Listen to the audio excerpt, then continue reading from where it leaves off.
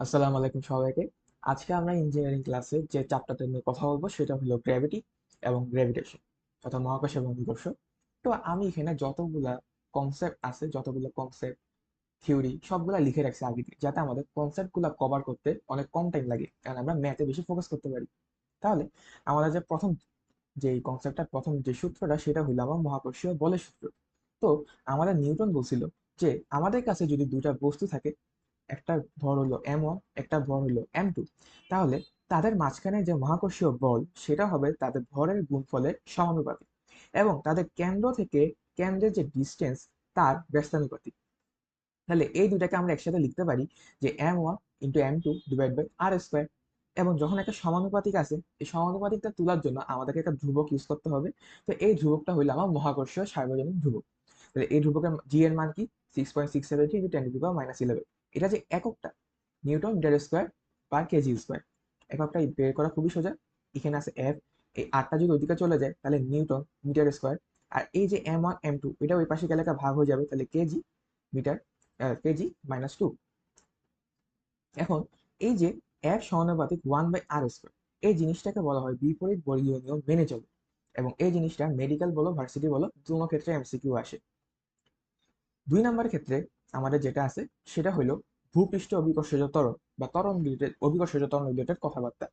তো ভূপৃষ্ঠ অভিকর্ষজ ত্বরণ এটা হলো আমাদের কোনো গ্রহ, ঠিক আছে? ওই গ্রহের ভর যদি এম হয়, ওই গ্রহের ব্যাসার্ধ যদি আর হয়, তাহলে আমাদের যে অভিকর্ষজ ত্বরণ জি, তার মান হবে Gm/r²। তাহলে Gm/r², এখানে যে এম আছে, এম কে আমরা ভেঙে লিখতে পারি। তাহলে আমরা এম কে কি লিখতে পারি? m = ρ v। তাহলে রো এর মান রো এর জায়গায় থাকলো, আর ভি কে আমরা একটু ভাঙতে পারি সূত্র দিয়ে। সেটা হচ্ছে গোলকের যে আয়তনের সূত্র, সেটা হচ্ছে 4/3 পাই r কিউব। সেটা এখানে লিখলাম। এখন নিচে থাকে r², উপরে r কিউবে সেটা কাটাকাটি চলে যাবে। তাহলে আমার আলটিমেটলি যে সূত্রটা থাকবে সেটা হলো 4/3 g ρ/r। ঠিক আছে? আমরা এই দুটা সূত্র ইউজ করব জেনারেলি। এখন আমাদের যদি বলে দেয় যে তো আমাদের যে গ্রহটা সেটা নির্দিষ্ট, গ্রহটা যদি নির্দিষ্ট হয় তাহলে গ্রহের যে ভর সেটাও ফিক্স। আর গ্রহের যে ভরটা এটা যদি ফিক্স হয়, তাহলে এই ভরের ভরটা যদি ফিক্স হয় তাহলে ভরটা হলো কনস্ট্যান্ট। তাহলে আমার যে জি এর সাথে আর এর সম্পর্ক সেটা হচ্ছে জি সমানুপাতিক 1/r² হবে। আর এটা আমরা তুলনা করার সময় ইউজ করবো। আমাদেরকে যদি কোনো ম্যাথ দেয় যেটাতে আমরা তুলনা করে আনসারগুলো বের করি, সেই ক্ষেত্রে আমরা মানে এই সম্পর্কটা ইউজ করব, যদি আমার গ্রহটা নির্দিষ্ট হয়। আর যদি আমার গ্রহ দুটা আলাদা হয়, ঠিক আছে, যদি গ্রহ দুটো আলাদা হয় তাহলে প্রত্যেকটা গ্রহের একটা নিজস্ব রো, একটা নিজস্ব ঘনত্ব থাকবে, এবং নিজস্ব আর এর মান থাকবে, ব্যাসার্ধের মান থাকবে। তাহলে ওই ক্ষেত্রে আমরা রো আর আর এর যে গুণফলটা, কারণ এখানে দেখেন, এখানে দেখো দুইটা মানে ভেরিয়েবল আছে, একটা হচ্ছে রো, একটা হচ্ছে আর। এই দুটা গুণফল আকারে আছে, মানে গুণফল আকারে জি এর সাথে সমানুপাতিক। তাহলে আমরা এই গুণফলটা সমানুপাতিক, এই যে রিলেশন, এই রিলেশনটা ইউজ করে ম্যাথ করবো। আর যদি আমাদের বলে দেওয়া থাকে যে দুইটা গ্রহেরই যে রো এর মান, ঘনত্ব, এটা কনস্ট্যান্ট থাকে, তাহলে জি সমানুপাতিক আর, এটা কনস্ট্যান্ট হইতে পারে, স্বাভাবিক, কারণ দুইটা গ্রহ একটা, দুইটার রো সেম হইতেই পারে, এটা কোনো আহামরি বিষয় না। আর যদি আর কনস্ট্যান্ট থাকে, তাদের ব্যাসার্ধ যদি কনস্ট্যান্ট থাকে, তাহলে আমরা রো এর সাথে তুলনা করে আমরা আনসার বের করবো। এরপর এরপর যেটা আমরা দেখবো সেটা হলো আমার জি এর মানে তারতম্য। এখন আমাদের অভিকর্ষজ ত্বরণের চেঞ্জ গুলা কোন কোন ক্ষেত্রে হয়? একটা হচ্ছে আমরা পৃথিবী থেকে কোনো উচ্চতায় গেলে, পৃথিবীর পৃষ্ঠ থেকে কোনো একটু উচ্চতায় গেলে, অথবা পৃথিবীর পৃষ্ঠ থেকে এজ গভীরতায় গেলে। এখন পৃথিবীর পৃষ্ঠ থেকে অধিক উচ্চতায় গেলে আমরা জানি যে G = Gm/r²। এখন আমরা যদি এই গ্রহের থেকে উপরের দিকে যাই, তাহলে আমার ঠিক এই পরিমাণ মাসই কাজ করবে, এই পরিমাণ ভরই যদি কাজ করে, তাহলে আমাদের এই সূত্রটা ভ্যালিড। তাহলে এই সূত্রটা যদি ভ্যালিড হয়, তাহলে জি এর সাথে আমার আর এর সম্পর্ক জি সমানুপাতিক 1/r²। তাহলে জি সমানুপাতিক 1/r², এই সূত্রটা যদি আমরা এখানে ইউজ করি, মানে এই যে রিলেশনটা যদি আমরা এখানে ইউজ করি, তাহলে আমরা পাবো G'/G=R/r+h হোল স্কয়ার। এইচ হলো আমরা যে উচ্চতা উঠবো, কারণ জি প্রাইম সমানুপাতিক 1/r+h হোল স্কয়ার। এই সূত্রটা ইউজ করছি, নর্মাল। এখন এটা মনে রাখাটা খুব ইজি টেকনিক আছে, কারণ জি প্রাইমের মান ছোট হবে, আমরা যত পৃথিবী থেকে উপরে, মানে পৃথিবীর পৃষ্ঠ থেকে উপরে উঠবো, তত জি এর মান কমবে। আর যত আমরা পৃথিবীর পৃষ্ঠের গভীরে ঢুকবো, অর্থাৎ পৃথিবীর ভিতরে ঢুকবো, তত জি এর মান কমবে। সব ক্ষেত্রে জি এর মানটা কমবে, ঠিক আছে? তাহলে জি জি প্রাইমের মান ছোট, তাহলে উপরে বসবে ছোট মানটা। আর জি এর মান বড়, তাহলে উপরে নিচে বসবে আর প্লাস এইচ, অর্থাৎ বড় মানটা। হ্যাঁ, এটা হচ্ছে আমাদের মেইন সূত্র। আমরা সবসময় এই সূত্রটা ইউজ করে ট্রাই করব। কিন্তু আমরা যদি এই যে এই টার্মটা এটাকে যদি আমরা দ্বিপদী বিস্তৃতি করি বা বাইনোমিয়াল এক্সপেনশন করি, তখন আমাদের 1 - 2h/r × g এই মানটা আসে, মানে এই সূত্রটা আসে। এখানে আরো অনেকগুলা পদ থাকে, ওই পদগুলোকে আমরা ইগনোর করি কারণ মানগুলো খুবই ছোট। এই ইগনোর করার কারণে এই সূত্রটা কিন্তু পুরোপুরি একুরেট না। তাহলে এই সূত্রটা আমরা ইউজ করবো কখন? সেটা হচ্ছে এইচ আর এর থেকে অনেক অনেক ছোট হইলে তখন আমরা এই সূত্রটা ইউজ করব। এখন কথা হলো এই সূত্রটা আমরা কেন ইউজ করবো? আমাদের বইয়ে এই সূত্রটা দেওয়া আছে, এন্ড অনেক এমসিকিউতে, অনেক ভার্সিটির এমসিকিউতে বলো, মেডিকেল এডমিশনে বলো, ওই ক্ষেত্রে আমাদের কিছু কিছু এমসিকিউতে এই সূত্রটা ইউজ করতে হয়। বলে দে আমরা 2r উপরে উঠলাম, বা এই যে 2r দিলে তো হবে না, মানে ধরো বলে দিলে 100 মিটার বা 300 মিটার, তখন আমরা এই সূত্রটা, যদি এমসিকিউ মিলে তখন আমরা এই সূত্রটা ইউজ করবো, না হলে আমরা এটা ইউজ করবো। কারণ অনেক এমসিকিউতে দেখা যায় এই সূত্রটা ইউজ করলে ম্যাথটা মিলে না, তো দেখা যায় যে টিচাররা এই সূত্রটা ইউজ করে ম্যাথটা মিলেছিল। এখন এটা হলো আমাদের মেন সূত্র। এখন পৃথিবী থেকে যদি এইচ গভীরতায় যায়, যদি গভীরতায় যায়, দেখো যদি আমাদের এটা পুরোটা গ্রহ হয়, আমরা যদি এতটুকু গভীরে আসি, তাহলে আমাদের যে মাসটা কাজ করবে সেটা এতটুকু অংশের ভর, এতটুকু অংশের ভরটাই আমাদেরকে এখানে আকর্ষণ করবে। তাই আমাদের যে সূত্রটা ইউজ করতে হবে সেটা হলো এটা। কারণ এখানে প্রপার মানে পুরো মাসটা ইউজ হচ্ছে না, একটা পার্টিকুলার মাস ইউজ হচ্ছে পুরো গ্রহের বা পুরো পৃথিবী। তাহলে ওই ক্ষেত্রে যে আর এর মানটা, সেখানে আমরা r - h বসাবো, কারণ কেন্দ্র থেকে দূরত্বটা হিসাব করতেছি। আর এটা যদি আমরা গ্রহ হয়, এখান থেকে যদি আমি h গভীরতা যাই, তাহলে কেন্দ্র থেকে যে দূরত্বটা সেটা r - h হবে। এখন g'/g এটার অনুপাত জি প্রাইমের সাথে r - h, অর্থাৎ জি এর সাথে r এর সমানুপাতিক সম্পর্ক এখানে। তাহলে g'/h is equal to r - h divided by r, এটাকে আমরা 1 - h/r এভাবে লিখতে পারি। এখন এই দুটা সূত্রের গ্রাফটা আমাদের দেখতে হবে। এই গ্রাফটা অনেক সময় এমসিকিউতে আসে। তো আমাদের এই গ্রাফের ওয়াই অক্ষ বরাবর আছে আমাদের জি প্রাইম, আর এক্স অক্ষ বরাবর আছে আমাদের এইচ এর মান। অর্থাৎ কেন্দ্র থেকে, সরি সরি এখানে একটা ভুল লিখছি আমি। এটা হচ্ছে আমার এইচ এর মানটা হচ্ছে কেন্দ্র হতে দূরত্ব, ঠিক আছে? কেন্দ্র হতে দূরত্বগুলো আমরা এখানে হিসাব করবো। তো আমরা কেন্দ্র থেকে, মানে যখন আমরা পৃথিবীর ভিতরে থাকি, পৃথিবীর গভীরতায় থাকি, তখন আমাদের সূত্রটা কেমন হবে? এটা হচ্ছে G prime is equal to 1 - h/r × g। তাইলে এখানে আমাদের জি প্রাইমটা ওয়াই এক্সিস বরাবর আছে। এখন এটাকে যদি আমি গুণ করে একটু গুণ ভাগ করি, তাহলে সেখানে জি বাই আর এটাকে আমরা বাইরে করতে, মানে বাইরে নিয়ে আসতে পারি। এই দেখো এখানে যদি আমরা এই অংশটাকে লিখি, তাহলে r - h divide by r × g, তাহলে এই ক্ষেত্রে আমরা জি বাই আরটাকে বাইরে আনতে পারি, আর r - h এটা ধ্রুবক হিসেবে, মানে ভেরিয়েবল হিসেবে থাকবে। তাহলে r - h এটা হলো আমার ভেরিয়েবল, এটাকে আমরা x দ্বারা ডিনোট করি, এটা তো আমাদের ধ্রুবক, তাহলে এটাকে আমরা m লিখি। তাহলে y is equal two mx, এটা একটা মূল বিন্দুগামী সরলরেখা সমীকরণ হিসেবে আসবে। তাহলে এটা হলো আমার মূল বিন্দুগামী সরলরেখা সমীকরণ। এখন আমরা যখন আর এর পৌঁছাই গেছি, এবার আমরা পৃথিবীর পৃষ্ঠ থেকে উপরে উঠবো। তাহলে পৃথিবীর পৃষ্ঠ থেকে উপরে উঠার সময় আমাদের যে সমীকরণটা সেটা হলো G prime is equal to R divide by R plus H whole square into G. এটাকে যদি আমরা গুণ করি, তাহলে এই আর স্কোয়ারের সাথে জিটা থাকবে, এবং 1/r+h হোল স্কয়ার থাকবে। এখন এটা তো ধ্রুবক, আর স্কোয়ার জি এটা ধ্রুবক, তাহলে এটাকে আমরা কে লিখতে পারি? কে লিখতে পারি। আর এই অংশটা তো হচ্ছে আমার ভেরিয়েবল, তাহলে ভেরিয়েবলটাকে 1/x স্কোয়ার লিখতে পারি। তাহলে টোটাল আসলে আমার Y is equal to K into 1/x square. এটার যে গ্রাফটা সেটা হলো এমন, ঠিক আছে? এখন আমাদের যেটা নিয়ে আলোচনা সেটা হলো মহাকর্ষীয় প্রাবল্য এবং মহাকর্ষীয় বিভব, খুবই ইম্পর্টেন্ট দুটো টপিক। এখন মহাকর্ষীয় প্রাবল্য জিনিসটা কি? ধরো এটা আমাদের একটা বস্তু, এটা কোনো একটা ভর যেটা মাস হচ্ছে এম। এটা যে মহাকর্ষীয় এরিয়াটা আছে, যে এরিয়া পর্যন্ত ও মহাকর্ষীয় ক্ষেত্রটা বলবৎ থাকবে, সেটা থিওরিটিক্যালি অসীম পর্যন্ত বিস্তৃত। এখন ওর যে মহাকর্ষীয় ক্ষেত্র, ওর ওই ক্ষেত্রের মধ্যে যদি আমরা 1 কেজি ভরের একটা বস্তু রাখি, তাহলে ওই 1 কেজি ভরের বস্তুটা যতটুকু ফোর্স অনুভব করবে, সে ফোর্সটাই হলো আমাদের মহাকর্ষীয় প্রাবল্য বা ই এর মান। ই হচ্ছে আসলে ওই ফোর্সটা যেটা 1 কেজি ভরের একটা বস্তু অনুভব করবে। তাহলে আমরা এখান থেকে লিখতে পারি যে, চলো এখানে 1 কেজি ভরের বস্তু না থেকে m কেজি ভরের বস্তু থাকলো, তাহলে m কেজি ভরের বস্তুর জন্য যে ই এর মান সেটা হবে f/m। কারণ m কেজির জন্য যে ফোর্স সেটা যদি এফ প্রাইম হয়, তাহলে 1 কেজির জন্য ফোর্স সেটা হচ্ছে f'/m, এবং এটাই হচ্ছে আমার ই এর মান। ঠিক আছে, কারণ 1 কেজির জন্য আমরা হিসাব করবো। তাইলে আমার যে ই এর সূত্র সেটা হলো, অর্থাৎ যে মহাকর্ষীয় প্রাবল্য সেটা সূত্র হলো gm divide by R square. এখন আমাদের যে মহাকর্ষীয় বিভব সেটা কি? সেটা হলো, আমরা যদি এই যে এই বস্তুটা এম ভরের বস্তুটা যে মহাকর্ষীয় ক্ষেত্র যতটুকু বিস্তৃত, এর বাইরের দিকটাকে আমরা অসীম হিসেবে চিন্তা করি থিওরিটিক্যালি। এখন অসীম থেকে যদি আমরা একক ভরের কোনো বস্তুকে নিয়ে আসি, বা এম ভরের কোনো বস্তুকে নিয়ে আসি, তাহলে আমার যে আমার যে কৃত কাজ, ঠিক আছে, সেটা হলো মহাকর্ষীয় বিভব, সেটা হচ্ছে জিএম ডিভাইডেড বাই আর। এটা নেগেটিভ হবে, কারণ এটা আমার এক্সটার্নাল এজেন্ট দ্বারা কৃত কাজ হিসেবে গণ্য হবে। আমাদের মহাকর্ষীয় বিভবের এই যে কনসেপ্ট, এটা মেইনলি কাজে লাগে আমরা যখন একটা ভর স্থানান্তর করি। যেমন আমরা যদি এই এম মাসের যে মহাকর্ষীয় ক্ষেত্র, এই মহাকর্ষীয় ক্ষেত্রের ভিতরে যদি এ বিন্দু থেকে বি বিন্দুতে একটা মাস এম, এটা যদি আমি শিফট করি, তাহলে সেই ক্ষেত্রে আমার কৃত কাজটা কত হবে? সেই ক্ষেত্রে আমার কৃত কাজটা এ থেকে বিতে নিতে কৃত কাজ হবে ডাব্লিউ এক্সটার্নাল, অর্থাৎ এক্সটার্নাল এজেন্ট করতে, সেটা হবে ওই দুই বিন্দুর মাঝখানে যে বিভব পার্থক্য, এবং তার সাথে গুণ হবে আমার ভর, অর্থাৎ যে ভরটাকে আমি শিফট করছি। তাহলে বিভব পার্থক্য মানে কি? শেষ বিন্দু বিভব পার্থক্য বিয়োগ আদি বিন্দু বিভব পার্থক্য, সরি বিভব, শেষ, সেটা হচ্ছে শেষ বিন্দু বিভব ডিভাইড মাইনাস আদি বিন্দু বিভব।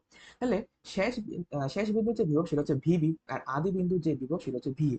তাহলে এটাকে যদি আমরা লিখি, তাহলে G M M divide by R B, অর্থাৎ G M divide by R B minus G M divide by R A. আমি জি এমটা কমন নিছি, আর এম তো গুণ আকারে ছিল, সেটা সামনে নিয়ে আসছি। তাহলে এটা যেহেতু মাইনাস আছে, যেহেতু এক্সটার্নাল এজেন্ট করতে মাইনাস, এই মাইনাস যদি আমি গুণ করি, তাহলে আর এটা সামনে চলে আসবে আর আর বিটা পিছনে থাকবে, মাইনাসের কিছু পরে থাকবে। তাহলে আমাদের যে আলটিমেট সূত্র ভর স্থানান্তরের ক্ষেত্রে, সেটা হলো G M M divide by 1/RA minus 1/RB। এটাকে আমরা আর ইজিলি লিখতে পারি যে 1/R initial minus 1/R final. ঠিক আছে, এরপর যেটা নিয়ে আমরা কথা বলবো সেটা হলো আমাদের কৃত্রিম উপগ্রহ। ঠিক আছে, অনেক ইম্পর্টেন্ট একটা টপিক। ধরো এটা হচ্ছে আমাদের ধরো এটা হচ্ছে আমাদের একটা গ্রহ। ঠিক আছে, আমাদের একটা গ্রহ, ধরো এটা আমাদের পৃথিবী। পৃথিবী থেকে, পৃথিবীর ব্যাসার্ধ হলো আর, এবং পৃথিবীর পৃষ্ঠ থেকে এইচ উচ্চতায় একটা কৃত্রিম উপগ্রহ আছে যেটা ঘুরতেছে। ঠিক আছে, কৃত্রিম উপগ্রহ একটা ভ্যালোসিটি আছে, সেটা হচ্ছে ভি। আমরা ভ্যালোসিটিটা বের করবো, অর্থাৎ কৃত্রিম উপগ্রহের ব্যাগ বের করবো। তো আমাদের মহাকর্ষ এই চ্যাপ্টারটার মধ্যে মেইন যে সূত্রটা সেটা হলো F C is equal to F G. ঠিক আছে, অর্থাৎ আমাদের যে কেন্দ্রমুখী বল, এই কেন্দ্রমুখী বলের যোগান দিচ্ছে আমাদের মহাকর্ষীয় বল। এখন আমাদের কেন্দ্রমুখী বলের সূত্র কি? M V square divide by R. অর্থাৎ আমাদের যে পয়েন্টের সাপেক্ষে আমরা ঘুরতেছি, ওই পয়েন্ট থেকে ডিস্টেন্স হচ্ছে, আমাদের ছোট হাতের আরটা ছিল M V square divide by R ছিল। তাহলে এই আর এর মানটা এই ক্ষেত্রে কত হবে?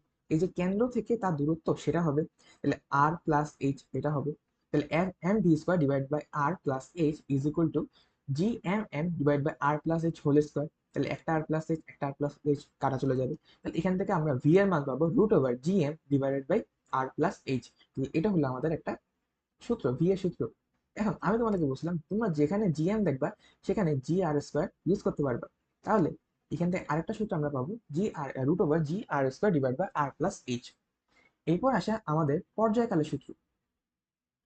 হ্যাঁ, যেই মানে একটা নির্দিষ্ট টাইম পর করে তো এটা পুরোটা ঘুরে আসতেছে, তাই না? এবং পর্যায়কালের সূত্রের ক্ষেত্রে আমরা জানি V is equal to omega R. Omega ওমেগাকে যদি আমরা ভেঙে লিখি, তাহলে এটা হচ্ছে 2 পাই বাই টি। এই টি হচ্ছে আমাদের পর্যায়কাল।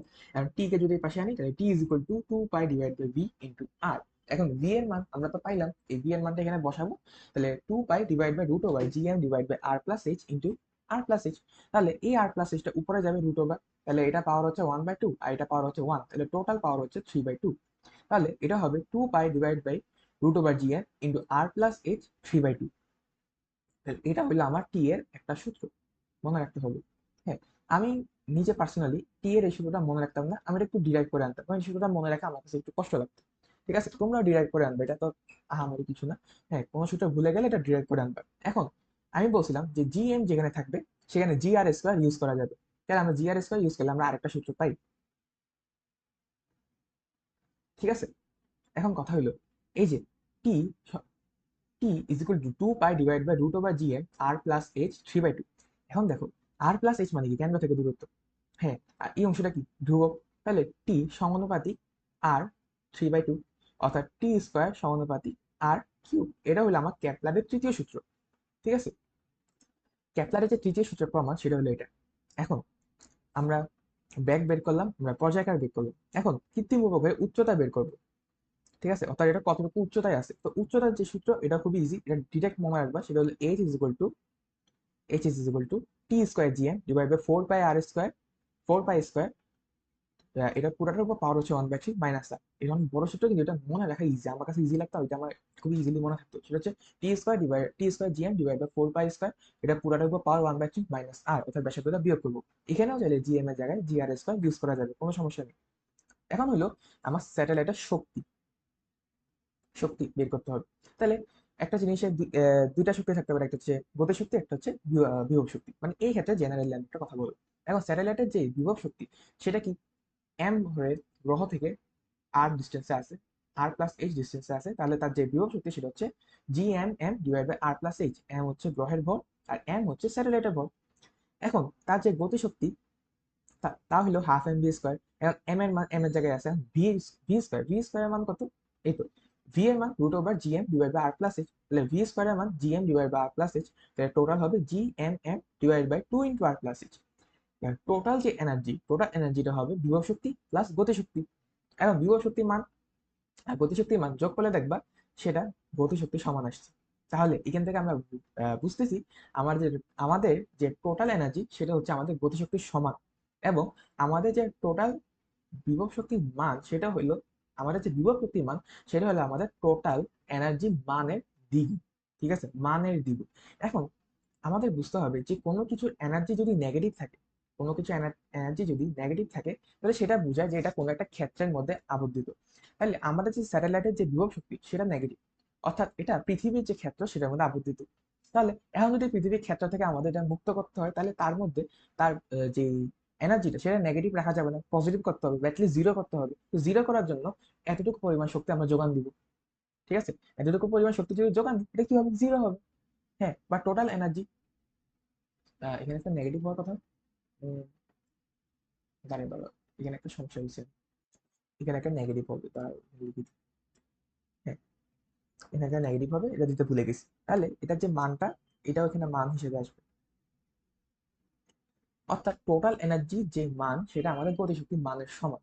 ঠিক আছে, আর আমি কি বললাম আরেকটা একটা কথা, যে কোনো কিছুর শক্তি যদি নেগেটিভ হয়, কোনো কিছু শক্তি যদি নেগেটিভ হয়, তাহলে সেই নেগেটিভ বিভব শক্তি দ্বারা বোঝায় যে এটা একটা কোনো ক্ষেত্রের মধ্যে আবদ্ধিত। তাহলে ক্ষেত্র থেকে যদি আমরা বাইর করতে চাই, তাহলে এটার যে এনার্জি সেটাকে নেগেটিভ রাখা যাবে না, সেটাকে অ্যাটলিস্ট জিরো করতে হবে অথবা পজিটিভ করতে হবে। তাহলে ওইটার জন্য ব্যবস্থা নিতে হবে, ম্যাথ করার সময় দেখবে। তাহলে এবার আসো এখানে যে গ্রাফ, সেই গ্রাফটা দেখতে হবে। সেটা হলো এনার্জি, আর এটা হলো আমার R+H এর মান। তাহলে বিভব শক্তি যেহেতু পজিটিভ, এই যে বিভব শক্তি যেহেতু পজিটিভ, তাহলে এটা গ্রাফটা হবে এমন, কারণ এটা কমে যাচ্ছে। হ্যাঁ, যত R+H এর মান বাড়বে তত এটা মান কমবে, এটা গ্রাফটা হয় এমন। আর ঠিক সেম মান বিশিষ্ট গতিশক্তি পুরো টোটাল এনার্জি, তাহলে এতটুকু যতটুকু ডিস্টেন্স এতটুকু ডিস্টেন্স সেম হবে, এটা গ্রাফটা হবে এমন।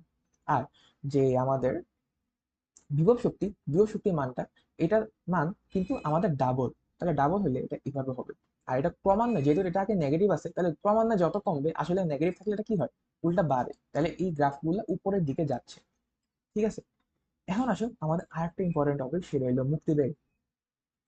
মুক্তিবেগ মুক্তিবেগ কি, আমাদের পৃথিবী থেকে, যদি পৃথিবীর উপরে একটা বস্তু আছে, এই বস্তুটাকে মিনিমাম কত ভ্যালোসিটি দিলে এটা পৃথিবীর ক্ষেত্র থেকে বাইরে চলে যাবে। তো এটা ইন্টিগ্রেশন করে করা যায়, অনেক হাবিজাবি করে। আমরা ইন্টিগ্রেশন করবো না, আমরা যে শক্তি নৃত্যটা খাটাবো। এই শক্তি নৃত্যটা দিয়ে কি হয়, যে আদি যে শক্তিটা, আদি যে টোটাল শক্তি থাকে, এটা আমাদের ফাইনাল এনার্জি সমান, অর্থাৎ initial energy is equal to final energy. এখন ইনিশিয়াল এনার্জি দেখি কি আছে, আমাদের বিভব শক্তি আছে, আমাদের গতি শক্তি আছে। আর ফাইনাল এনার্জিতে আমাদের এখানে যেহেতু বস্তুটা থেমে যাবে, তাহলে এখানে কোনো প্রকার গতিশক্তি থাকবে না। আর এখানে একটা বিভব শক্তি থাকবে, সেটা হচ্ছে GMM divide by R. R এর মান কত, ইনফিনিটি। আর কোনো কিছুকে ইনফিনিটি ভাগ করলে সেটা মান আসে জিরো। তাহলে আমার যে ফাইনাল এনার্জি সেটা হবে জিরো। তাহলে এই ইকুয়েশন থেকে আমরা যদি এটাকে ওই পাশে নিয়ে যাই, তাহলে ½ mv² is equal to GMM divide by R²। M M কাটা চলে যাবে, এম এম কাটা চলে যাবে, সেখান থেকে আমরা VE এর মান পাবো √2GM ডিভাইড বাই আর। এখন GM এর জায়গায় আমি তোমাদেরকে বলছিলাম যে GR² লেখা যাবে, তাহলে GR² লিখলে এ আর আর নিচের একটা আর কাটা চলে যাবে, তাহলে এখানে থাকবে √2GR।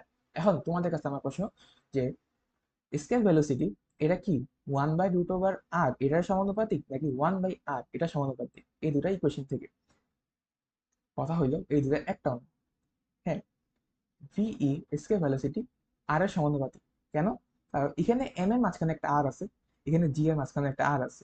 জি এর মাঝখানে জি সমানুপাতিক আর, কারণ 4/3 পাই রো আর একটা সূত্র আছে, ওখানে জি এর সমানুপাতিক হচ্ছে আর, তাহলে এখানে একটা আর এক্সট্রা গুণ আসবে, তাহলে R² রুট, তাহলে আর ইন্টু রুট সামথিং কিছু একটা হবে। তাহলে তাহলে এখানে ভি স্কয়ার ভেলোসিটি সমানুপাতিক আর।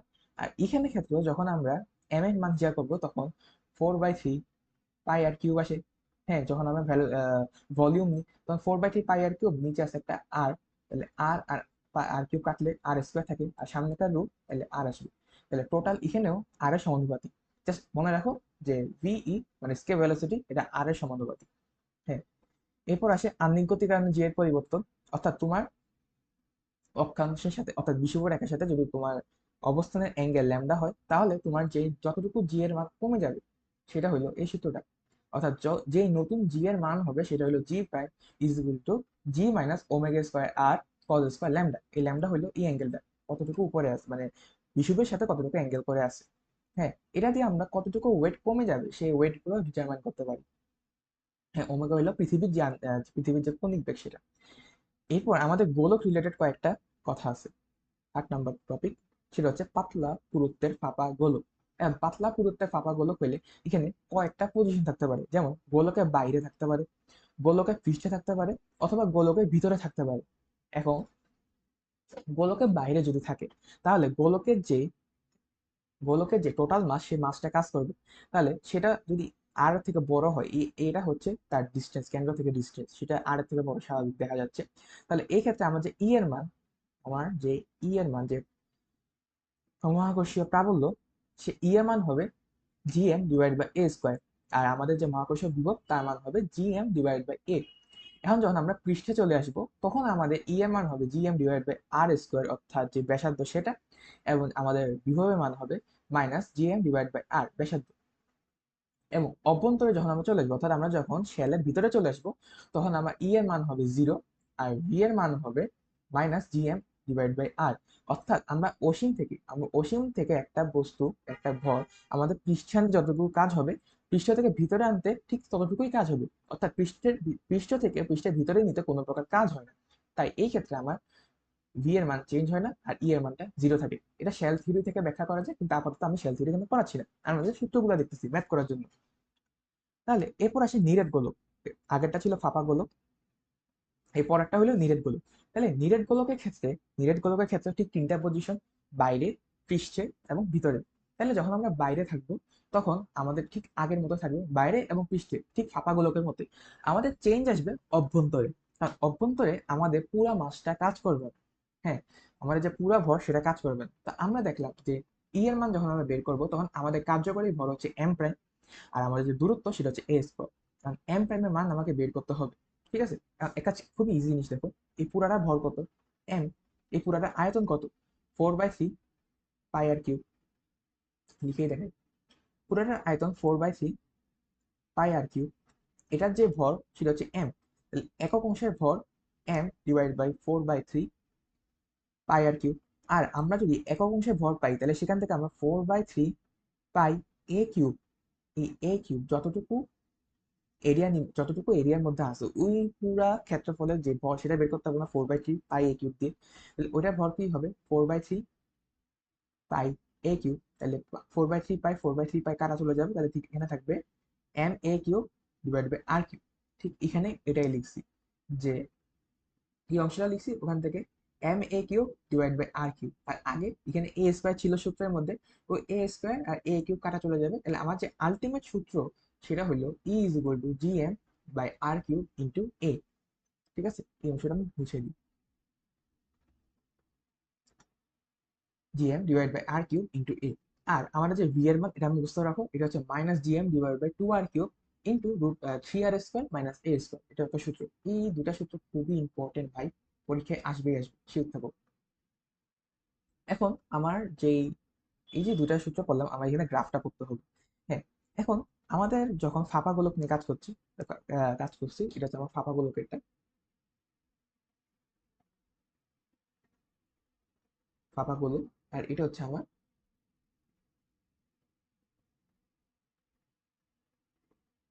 নিরেট গোলক। এখন ফাঁপা গোলকের ক্ষেত্রে আমার কেন্দ্রের সরি আমার যে ব্যাসার্ধের ভিতরে, অর্থাৎ গোলকের ভিতরে ই এর মান কি হয় 0 হয়। আর গোলকের বাইরে পৃষ্ঠ থেকে শুরু হয়ে বাইরে বাইরে পর্যন্ত ই এর মানটা হয় GM divide by A square. আর এ স্কোয়ার থাকলে গ্রাফটা এমন হয়, তাহলে এই আর ভিতর পর্যন্ত ই এর মান 0, আর বাইরে এটা এরকম ইকুয়েশন মানে সরি এরকম গ্রাফ আসবে। আর আমাদের পৃষ্ঠের মধ্যে যে ভি এর মানটা কেন্দ্রের মধ্যে ঠিক সেম ভি এর মানটা থাকে, গোলকের ভিতরে যে ভি এর মান সেটা চেঞ্জ হয় না, তাই এটা কনস্ট্যান্ট থাকে। আর পৃষ্ঠ থেকে যত আমরা দূরে যাব তত ভি এর মানটা এইভাবে কমবে। এন্ড আমরা যখন নিরেট গোলকের ক্ষেত্রে সেখানে আমরা E is equal to G M divided by R cube into A, এটা আমাদের Y is equal to M X এই গ্রাফটা আসতেছে। তাহলে Y is equal to M X গ্রাফটা আসলে সেটা হচ্ছে আমার মূল বিন্দুগামী সরলরেখা হবে। তাহলে মূল বিন্দুগামী সরলরেখা এতটুকু আসলো, সেটা হচ্ছে আমার আর পর্যন্ত, সরি হ্যাঁ আর পর্যন্ত আসলো। এখন আমরা যখন আচ্ছা আর পর্যন্ত আসলো, আর পৃষ্ঠ থেকে বাইরে বাইরে গেলে সেটা কিন্তু ফাঁপা গোলকের মধ্যে কাজ করে, তাহলে এই অংশটা আমরা ব্যাখ্যা করতেছি না। আর যখন আমরা নিরেট গোলকের ভিতরে বিভবে চিন্তা করি, তখন আমরা বিভবে ইকুয়েশনটা কিভাবে লিখতে পারি যে 2gm divide by 2r³ into R square minus A square by 3, অর্থাৎ এখানে যে 3টা এটা আমরা কমন দিয়ে বাইরে নিয়ে আসছি। তাহলে এটা হলো পুরাটাকা ধ্রুবক, আর এটা হলো আমার ভেরিয়েবল। তাহলে এটা যদি আমরা ড্যাশমসে দেখি, হ্যাঁ এটা যদি আমরা ড্যাশমসে দেখি তাহলে দেখবা এই গ্রাফটা এরকম আসতেছে, এই অংশটা এরকম আসতেছে, আর বাকিটা এভাবে আসবে। হ্যাঁ, এটা বোঝানোর জন্য এই গ্রাফটা জাস্ট মনে রাখো, পরীক্ষার মধ্যে জিজ্ঞেস করবে। হ্যাঁ, এটা যদি একাডেমিক ক্লাসে ধরে ধরে বুঝে। এখন আসে আমাদের একটা স্পেশাল জিনিস, সেটা হলো R2 - R1 পুরুত্ব। হ্যাঁ সরি R2 - R1 না, এটা হলো R1 - R2 পুরুত্বের একটা গোলক। সেটা কি R1 - R2 পুরুত্বের একটা গোলক, সেটা কি? সেটা হলো আমার কাছে একটা গোলক থাকবে যেটার দুটো লেয়ার থাকবে। হুম, দুটো লেয়ার থাকবে, এটা ভিতরে ফাঁপা আর একটা লেয়ার থাকবে। হ্যাঁ মানে বুঝতেছি তো, ভিতরে ফাঁপা থাকবে আর একটা পুরুত্বওয়ালা থাকবে। তো পুরুত্বটা আমরা এখানে দেখবো আর কি। তো এটার ভিতরের পুরুত্ব তো হচ্ছে R2, আর বাইরের যে ব্যাসার্ধ সেটা হচ্ছে R1।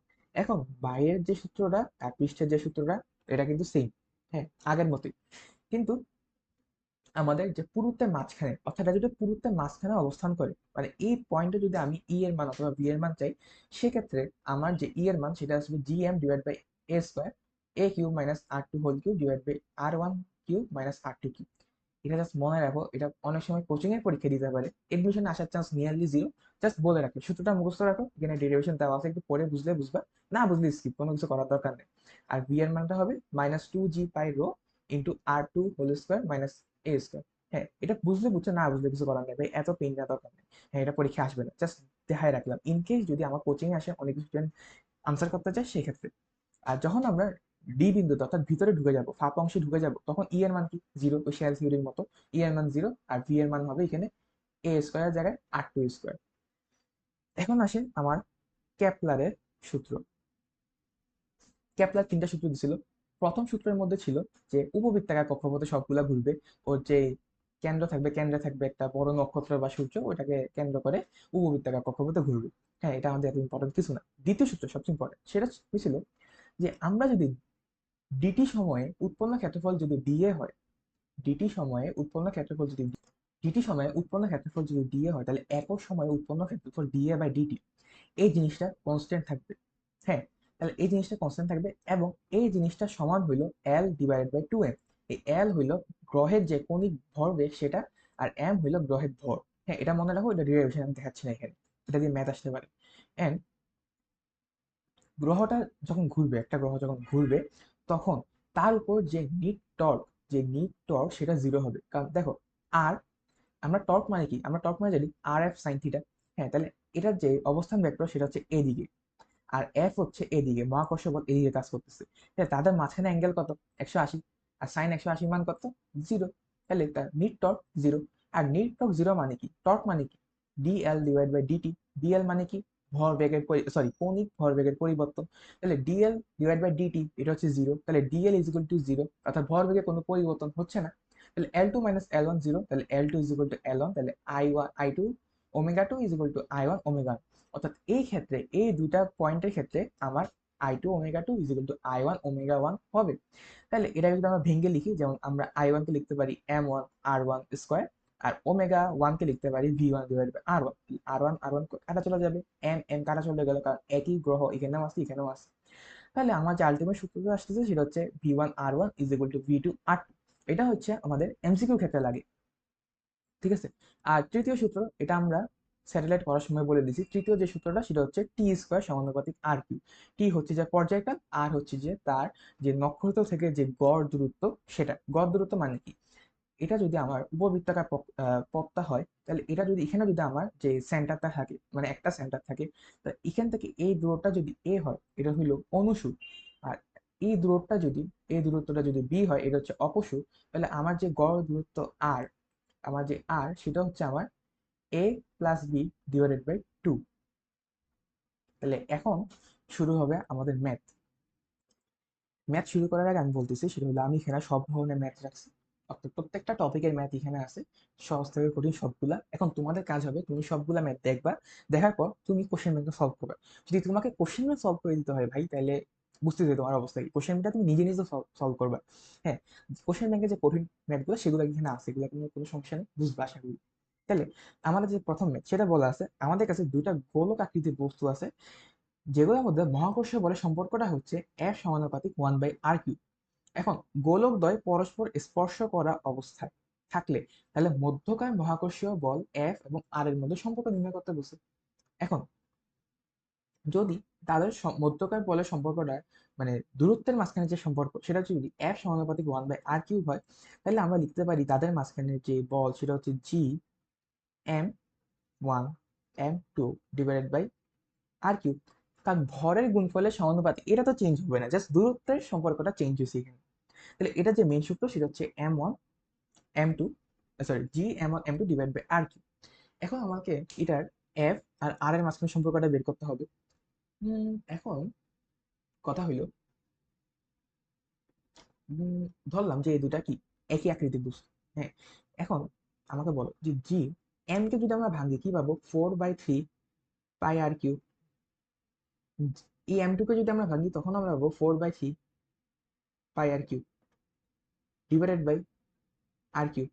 এই r কিউবটা বড় হাতের আর লিখি, ডিভাইড বাই r কিউব। তাহলে এখান থেকে একটা আর কিউব চলে গেল, তাহলে এখানে সামথিং কিছু একটা থাকে। ঠিক আছে, এখানে কিছু একটা থাকে, ওইটার সাথে r কিউব গুণ আকারে আছে। তাহলে আমার আলটিমেটলি F সমানুপাতিক r কিউব, এই আনসারটা আসলো। ঠিক আছে, বুঝছো? তোমাকে এমন একটা সূত্র আনতে হবে যেখানে শুধু F এবং R আছে, বাকি সবগুলো ধ্রুব। তাহলে আমি m টাকেও ভাঙছি, G m m divide by r cube. এক্ষেত্রে আমি m টাকেও ভাঙছি, m টাকে ভাঙলে কি হয়, 4/3 পাই r কিউব হয়। দুইটা সেম ভাবে আসছে, তাহলে একটা আর কিউব চলে যাবে, বাকি থাকবে একটা আর কিউব। তাহলে ওটার সাথে কি সমানুপাতিক সম্পর্ক, তাহলে F সমানুপাতিক r কিউব। এটা গেল আমাদের প্রথম ম্যাথ। দ্বিতীয় ম্যাথে বলা আছে যে m ভরের একটা বস্তুকে, এটা কোশ্চেন ব্যাংকের ম্যাথ, m ভরের একটা বস্তুকে m, ছোট হাতের m এবং বড় হাতের m, এই দুইটা খণ্ডে বিভক্ত করা হলো। একটি নির্দিষ্ট দূরত্ব রাখা হলো, অর্থাৎ এই ক্ষেত্রে আমার যে দূরত্বটা সেটা ফিক্স। তাহলে এম ছোট হাতের এম, সরি বড় হাতের এম আর ছোট হাতের এম এর অনুপাত কত হইলে এফ সর্বোচ্চ হবে, অর্থাৎ তাদের মাঝখানে যে বলটা সেটা সর্বোচ্চ হবে। এখন আমরা প্রথমে কি করব, দেখো, তাহলে আমরা প্রথমে জেনারেল সূত্র লিখি, সেটা হচ্ছে F is equal to G m1 m2 divide by r square. এখন আমি ধরলাম যে তাদের মাঝখানে যে দূরত্ব সেটা আরই আছে, r স্কোয়ার। এখন জি, একটা ভর হচ্ছে এম, আর একটা ভর হচ্ছে m-m, একটা হচ্ছে বড় হাতের এম, একটা হলো ছোট m-m। এখন এটা হচ্ছে বড় হাতের এম রে।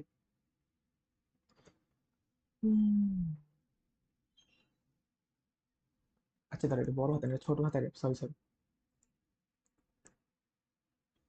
মানে পুরা বস্তুটা ছিল এম ভরে, এখান থেকে আমি ছোট হাতের এম ভর আলাদা করে ফেলছি। তাহলে ছোট হাতের এম ভর আলাদা করে ফেললে একটা হবে আমার m-m, আর একটা হবে আমার এম। তাহলে এই দুটা লিখলাম গুণ আকারে। তাহলে এখন এটাকে গুণ করি, গুণ করে লিখলে G m m minus G m m minus m square. এটা হলো আমার আকর্ষণ বল। এখন এই আকর্ষণ বলের মানটা সর্বোচ্চ হতে হবে, সর্বোচ্চ হওয়ার জন্য কি করতে হবে, ডিফারেন্সিয়েট করতে হয়। তাহলে এখানে ভেরিয়েবল কোনটা, এখানে আমার আর ফিক্স, তাহলে ভেরিয়েবল হচ্ছে ছোট হাতের এম। তাহলে ছোট হাতের এম ভেরিয়েবল হলে এটা সাপেক্ষে ডিফারেন্সিয়েশন করতে হবে। তাহলে df divided by dm is equal to 0 হতে হবে। তাই এটাকে যদি আমি ডিফারেন্সিয়েট করি, তাহলে জি আর আর স্কোয়ার, এটা ধ্রুবক বাইরে চলে আসবে, জি বাই আর স্কোয়ার, এটা ধ্রুবক বাইরে চলে আসলো। এটাকে যদি ডিফারেন্সিয়েট করি এম এর সাপেক্ষে, তাহলে এম, বড় হাতের এম আর ছোট হাতের এম এর গুণফলকে ডিফারেন্সিয়েট করলে থাকে m-2m ইজ ইকুয়াল টু 0। এটা তো ধ্রুবক, এটা 0 হবে না। তাহলে m-2m ইজ ইকুয়াল টু 0। তাহলে m is equal two 2m তাহলে এখান থেকে আমি পাই যে m divided by m is equal to 2/1। ঠিক আছে, এটা মানটা আসবে জাস্ট 2। আশা করি বুঝছো। আমরা কি করছি, প্রথমে এটা যে আকর্ষণ বলের মান সেটা বের করছি, ওটাকে ডিফারেন্সিয়েট করছি, কারণ সর্ব এই গুরুমান লঘুমানের কনসেপ্ট ইউজ করে আহামরি কিছুই না। 3 নাম্বার কোশ্চেনটা বলা হইলো, 3 নাম্বার কোশ্চেনটা বলছে যে ভূপৃষ্ঠ থেকে কত উচ্চতায় ওই গ্রহের অভিকর্ষজ ত্বরণ বা কোনো একটা গ্রহের অভিকর্ষজ ত্বরণ গ্রহের পৃষ্ঠের অভিকর্ষজ ত্বরণের 1% হবে, যেখানে গ্রহটার ভর দেওয়া আছে, তার ব্যাসার্ধ দেওয়া আছে। তাহলে কি বলছে, আমরা আগে যে সূত্রটা জানি সেটা লিখি, G prime is equal to R divided by R plus H whole square into G. ঠিক আছে, হোল স্কোয়ার ইন্টু জি। এখন বলছে যে অভিকর্ষজ ত্বরণ, সরি, উচ্চতায় অভিকর্ষজ ত্বরণ গ্রহের পৃষ্ঠের অভিকর্ষজ ত্বরণের 1% হবে। তো পৃষ্ঠের অভিকর্ষজ ত্বরণের 1% মানে কি, জি কে 100 দ্বারা ভাগ করবো, এটাই তো 1%, তাই না? তাহলে R divide by R plus H whole square into G. তাহলে এই ক্ষেত্রে জি জি কাটা চলে যাবে, তাহলে এখানে আমাদের কি থাকে, 1/100 ইজ ইকুয়াল টু আর। আর কত বলা আছে, 1450 কিলোমিটার। 1450-এ রাখবো, আনসারটাও 1450-এ আসবে। তাহলে এখান থেকে ডাইরেক্ট ক্যালকুলেটারে যদি মান বের করি, এইচ এর মান আসবে আমার 13050 কিলোমিটার। হ্যাঁ, সম্ভবত এটা আসবে, তোমরা ক্যালকুলেশন চেক করবা, তোমরা জাস্ট ম্যাথের প্রসেস দেখো। 4 নাম্বার ম্যাথে বলা আছে যে পৃথিবীর পৃষ্ঠ থেকে পৃথিবীর পৃষ্ঠ থেকে এক্স উচ্চতায় ও এক্স গভীরতায় ত্বরণের মান একই, অর্থাৎ অভিকর্ষজ ত্বরণের মান একই, তাহলে আর্থ এর রেডিয়াস যদি আর হয়, তাহলে সেক্ষেত্রে এক্স এর মান কত। ঠিক আছে, এখন বলা আছে যে আমরা গভীরে যাব, সেটার একটা ভ্যালু, আমরা উপরে যাব, সেটার একটা ভ্যালু, দুটা কি সেম। এখন আমরা যখন উপরে যাচ্ছি, তখন সূত্রটা কি, R divided by R plus X whole square into G. আর যখন আমরা গভীরে যাচ্ছি, সেক্ষেত্রে সূত্রটা হচ্ছে 1 - x/r ইন্টু জি। ঠিক আছে, জি জি কাটা চলে যাবে, তাহলে এখানে থাকতেছে আমার R square divided by R plus X square is equal to R minus X divide by আর। এখন এখানে জাস্ট বজ্র গুণন করো, তাহলে এখানে হবে আমার R cube is equal to R minus X into R plus X whole square. এটাকে যদি আমরা এখন পুরোটা গুণ করে একসাথে লিখি, তাহলে এখানে লাইনটা আসবে R cube minus R square X plus 2r² X minus 2r(x² plus x² R minus X cube. সবগুলোকে যদি আমি এক পাশে আনি, তখন যোগ বিয়োগ করে আমার থাকবে x cube plus r(x² minus r² x is equal two কি, 0। তাহলে এখান থেকে আমি যদি এক্স কমন নিই, তাহলে থাকবে আমার এক্স কমন নেওয়ার পর, তাহলে থাকবে x² plus rx minus r² is equal to 0। হ্যাঁ, এই যে লাইনগুলো করলাম, এই লাইনগুলো হচ্ছে বাচ্চাদের বীজগণিত। হ্যাঁ, জাস্ট এতটুকু আসার পর তুমি একটা ইকুয়েশন বানাও, একটু যদি বুঝতে পারো তাহলেই হবে, আর এটা হচ্ছে বাচ্চাদের বীজগণিত, এটা বোঝার কিছুই নেই। এখন এখানে আমরা দুইটা সরি এক্স ইন্টু সামথিং পাইলাম, তাহলে এখান থেকে দুইটা জিনিস বোঝা যায়, সেটা হচ্ছে হয় এক্স ইকুয়াল টু 0 হবে। হ্যাঁ, কারণ এক্স ইকুয়াল টু 0 মানে কি, পৃথিবীর পৃষ্ঠে, অর্থাৎ আমরা না উপরে গেছি না নিচে গেছি, তাহলে এই মানটা কি গ্রহণযোগ্য হবে না। তাহলে এটা 0 হবে, অথবা x² plus rx minus r² is equal to 0, এটা 0 হবে। তাহলে এটা যদি 0 হয়, তাহলে আমরা a² plus bx plus c, ওইটা সূত্রটা ইউজ করে ওখান থেকে আমরা x এর মান পাবো, ওই minus minus b plus minus b² minus 4ac divide by 2a, ওই সূত্রটা যদি আমরা ইউজ করি, তাহলে সেখান থেকে আমরা পাবো মাইনাস সি মাইনাস বি, এখানে b এর মান কত, r plus minus b² minus 4ac, তাহলে b এর মান কত, r এর মান, আর হচ্ছে এখানে বি, আর 4ac 4 ইন্টু এর মান কত 1 ইন্টু সি এর মান কত minus r² divide by 2a, 2 into এর মান কত 1। তাহলে সেখান থেকে আমরা প্লাস মাইনাস দুইটা মান পাবো, একটা হচ্ছে 1 sorry -1 plus minus √5/2 into R. এখন এক্স এর মানটা ধনাত্মক দরকার, তাহলে আমরা নেগেটিভ মানটা গ্রহণ করতে পারবো না, তাহলে এক্স এর যে আলটিমেট মান সেটা হচ্ছে 1 প্লাস √5/2 ইন্টু আর, কারণ দূরত্ব কখনো নেগেটিভ হয় না। ঠিক আছে, এটা গেল আমাদের 4 নম্বর ম্যাথ। এখন 5 নম্বর ম্যাথে আসি। নম্বর ম্যাথে আমাদেরকে বলা আছে যে আমাদের আর্থের মধ্যে অর্থাৎ পৃথিবীর মধ্যে কোনো লোকের বা কারোর ওজন যদি 648 নিউটন হয়, তাহলে চাঁদে কতটুকু ওজন হারাবে। এখানে বলা আছে যে চাঁদের ভর পৃথিবীর ভরের 1/81 গুণ এবং ব্যাসার্ধ 1/4। এখন আমরা জানি কি যে পৃথিবীতে যে ওয়েট সেটা হচ্ছে এম ইন্টু জি আর, আর চাঁদের যে ওয়েট সেটা হচ্ছে এম ইন্টু জি মুন। ঠিক আছে, এখন এটা যদি আমরা অনুপাত করি, weight of earth divide by weight of চাঁদের যে ওয়েট আর আর্থের যে ওয়েট, এটা যদি তুলনা করি তাহলে এখানে হবে আমরা জিই ডিভাইড বাই জিএম। এখন জিই মানে কি, G mass of earth divided by radius of earth whole square, আর জিএম হচ্ছে mass of moon, G into mass of moon divide by radius of moon square. তাহলে এখান থেকে লিখতে পারি যে M E divided by M of moon into radius of moon square into radius of earth square. ঠিক আছে, তাহলে এখান থেকে আমার আসতেছে 81। হ্যাঁ, কারণ পৃথিবীর ভর চাঁদের ভরের 81 গুণ, 81 ইন্টু, আর পৃথিবীর ব্যাসার্ধ চাঁদের ব্যাসার্ধের 4 গুণ, তাহলে 1/4 স্কোয়ার।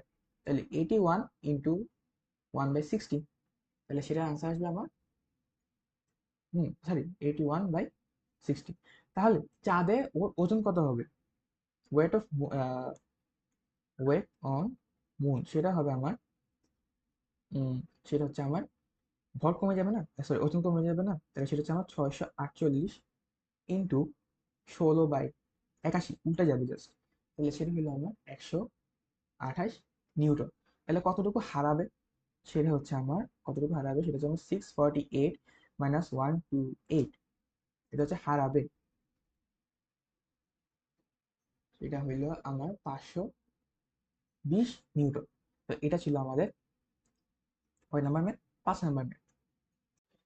আচ্ছা, তো আমাদের পরের ম্যাথ আমাদের বলা হয়েছে যে পৃথিবীতে আনুভূমিকভাবে ছোড়া রাইফেলের গুলি পৃথিবীতে আনুভূমিকভাবে ছোড়া রাইফেলের গুলি আনুভূমিকভাবে 980 মিটার পথ অতিক্রম করে এবং চাঁদের পৃষ্ঠে একই উচ্চতা হতে ছোড়া গুলি 980 × √6 মিটার আনুভূমিক দূরত্ব অতিক্রম করে। তাহলে আমার পৃথিবী এবং চাঁদের মধ্যে জি এর যে অনুপাত সেটা চাইছে। আচ্ছা, তাহলে আমরা পাস করছিলাম চ্যাপ্টার 3-তে গতিবিদ্যায়। তো পৃথিবী পৃথিবীতে যে আনুভূমিক দূরত্ব অতিক্রম করবে এক্স ই, সেটা হলো U into T E, U into T E. আর পৃথিবীতে যে উলম্ব মানে ওয়াই এক্সিস বরাবর যে দূরত্বটা অতিক্রম করবে সেটা হলো y is equal to half ge te square. Same জিনিসটা আমার চাঁদের ক্ষেত্রে হবে, চাঁদের মধ্যে যে আনুভূমিক দূরত্ব অতিক্রম করবে সেটা হলো ইউ ইন্টু টিএম। এখন একই উচ্চতা থেকে একই বেগে মারা হয়েছে, ঠিক আছে, একই বেগে মারা হয়েছে, তাই ইউটা কিন্তু সেম। ঠিক আছে, আর আমরা একই উচ্চতা থেকে মারছি, তাহলে ওয়াই এর মানটাও সেম, তাহলে হাফ জিএম টিএম স্কোয়ার। এখানে টাইমটা ডিফারেন্ট হবে, কারণ এখানে যেহেতু জি এর মানে তারতম্য আছে, তাহলে পড়ার ক্ষেত্রে আমাদের যে টাইম এটা ডিফারেন্স আসবে।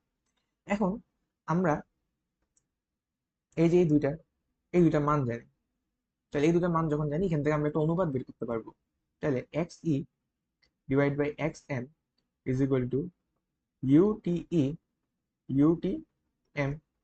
কারণ এক্স এর মান কত, 980 মিটার যায়, আর এক্স মুন মানে চাঁদের মধ্যে আনুভূমিক যে দূরত্ব সেটা হলো 980 √6। ইউ ইউ কাটাকাটি চলে যাবে, তাহলে এটা হবে টিই ডিভাইডেড বাই টি এম। টি এই আর টি এম এর মধ্যে যে অনুপাত সেটা পেয়ে গেছি। এখন এই দুটা ইউজ করে আমি জিই আর জি এর অনুপাতটা নিতে পারবো। আচ্ছা, ওয়াই যেহেতু সেম অর্থাৎ একই উচ্চতা থেকে মারছি, তাহলে half ge te square is equal to half gm tm square.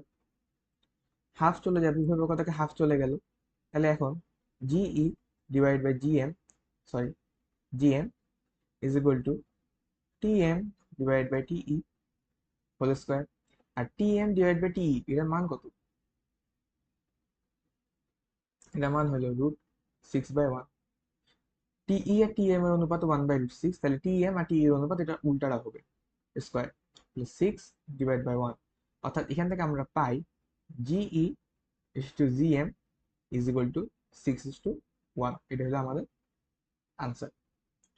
এর পরবর্তী যে ম্যাথটা সেটাতে আমাদেরকে বলা হয়েছে পৃথিবীর ঘূর্ণন থেমে গেলে, অর্থাৎ পৃথিবীর আহ্নিক গতি থেমে গেলে নিরক্ষরেখায় এবং 24 ডিগ্রি অক্ষাংশে ওজনের কি তারতম্য হবে। আচ্ছা, তাহলে আমরা যে সূত্রটা জানি সেটা হলো G prime is equal to G minus omega square R cos square lambda.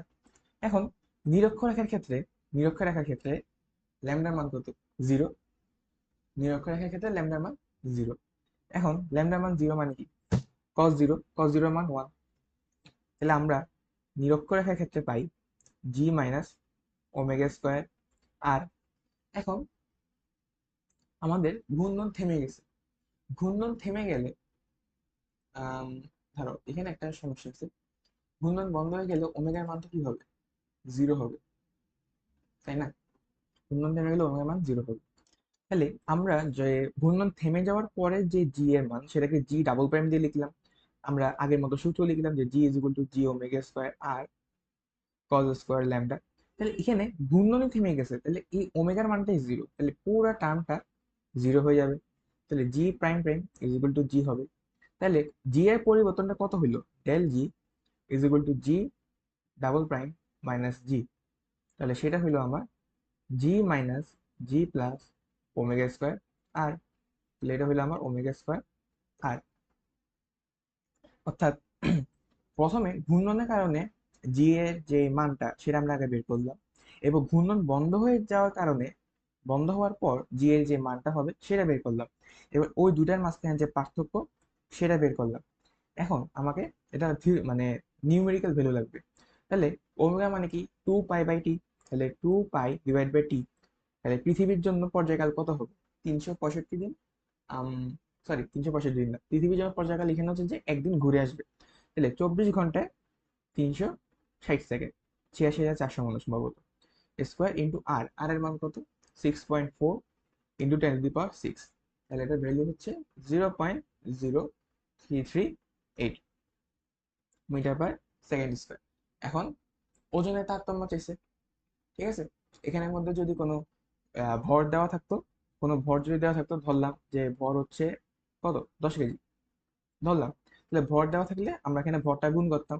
তাহলে এখানে ওজনের পরিবর্তন ডাব্লিউ সেটা হয়েছিল ডেল জি ইন্টু এম। তাহলে সেটা আসলে আমার 0.338। তো এটা গেল আমার প্রথম পার্টটা, ঠিক আছে? তো দ্বিতীয় পার্টটায় আসি। দ্বিতীয় পার্টে বলছে 24 ডিগ্রি অক্ষাংশে ওজনের কি তারতম্য হবে, ঠিক আছে? 24 ডিগ্রি অক্ষাংশে ওজনের তারতম্য। এখন তুমি দেখো, প্রথমে আমরা বের করি যে নর্মালি যখন পৃথিবীর আহ্নিক গতি থাকতো তখন আমাদের জি এর মানটা কত হইতো? তাহলে G prime is equal to G minus omega square R cos square 24 degree. আর যখন পৃথিবী থেমে গেছে, আহ্নিক গতি থেমে গেছে, তখন G minus omega square R cos square 24 degree. তো এই অংশটা কি হইতো? 0 হইতো। তাহলে এখানে ডেল জি হইল জি প্রাইম জি ডাবল প্রাইম মাইনাস জি প্রাইম। এখান থেকে আমরা পাইতাম omega square R cos square 24 degree. তাহলে এখান থেকে তুমি ওমেগার মানটা জাস্ট এখান থেকে বসাই দাও, আর এর মানও আছে, কজ স্কোয়ার 24 ডিগ্রি মানও আছে, বসাই দাও। সেখান থেকে আমরা 10 গুণ করতাম, ঠিক আছে? আচ্ছা ধরো এখানে আমরা কতটুকু ওজন হারাইছি সেটা বের করবো না? তাহলে ডেল জি ইন্টু 10। তাহলে সেটা দিবা, যেটা আনসার আসবে সেটাই বসাবা। এটা আমি আর করে দিলাম না, জাস্ট দেখাই দিলাম। তো এরপরের ম্যাথে বলছে যে পৃথিবীর কৌণিক বেগ কত হলে 30 ডিগ্রি অক্ষাংশে অভিকর্ষজ ত্বরণের মান প্রকৃত মানের 3/4 গুণ হবে। তো আমরা যে সূত্রটা জানি সেটা আগে লিখি, সেটা হলো G prime is equal to G minus omega square R cos square lambda. এখন বলছে যে এই যে যে মানটা ছিল এটা প্রকৃত মানের, অর্থাৎ এখানে যে অভিকর্ষজ মান সেটা প্রকৃত মানের 3/4 গুণ। অর্থাৎ প্রকৃত মান হচ্ছে জি, ওইটা 3/4 গুণ হচ্ছে, 3/4 গুণ করবো just, is equal to G minus omega square R cos square lambda. ল্যামডার জায়গায় বসাইলাম কত ডিগ্রি? 30 ডিগ্রি। তাহলে এখান থেকে আমরা পাই যে ওমেগা স্কোয়ার আর ইন্টু 3/4, মানে কজ স্কোয়ার 30 মান করে √3/2 স্কোয়ার করলে 3/4 is equal to G minus 3/4 into G. সেখান থেকে আমরা যদি ওমেগার মান বের করি, জাস্ট ক্যালকুলেটরের পাশে ওমেগার মান বের করবা, সেটা হচ্ছে 7.14 into 10⁻⁴ radian per second. Easy math.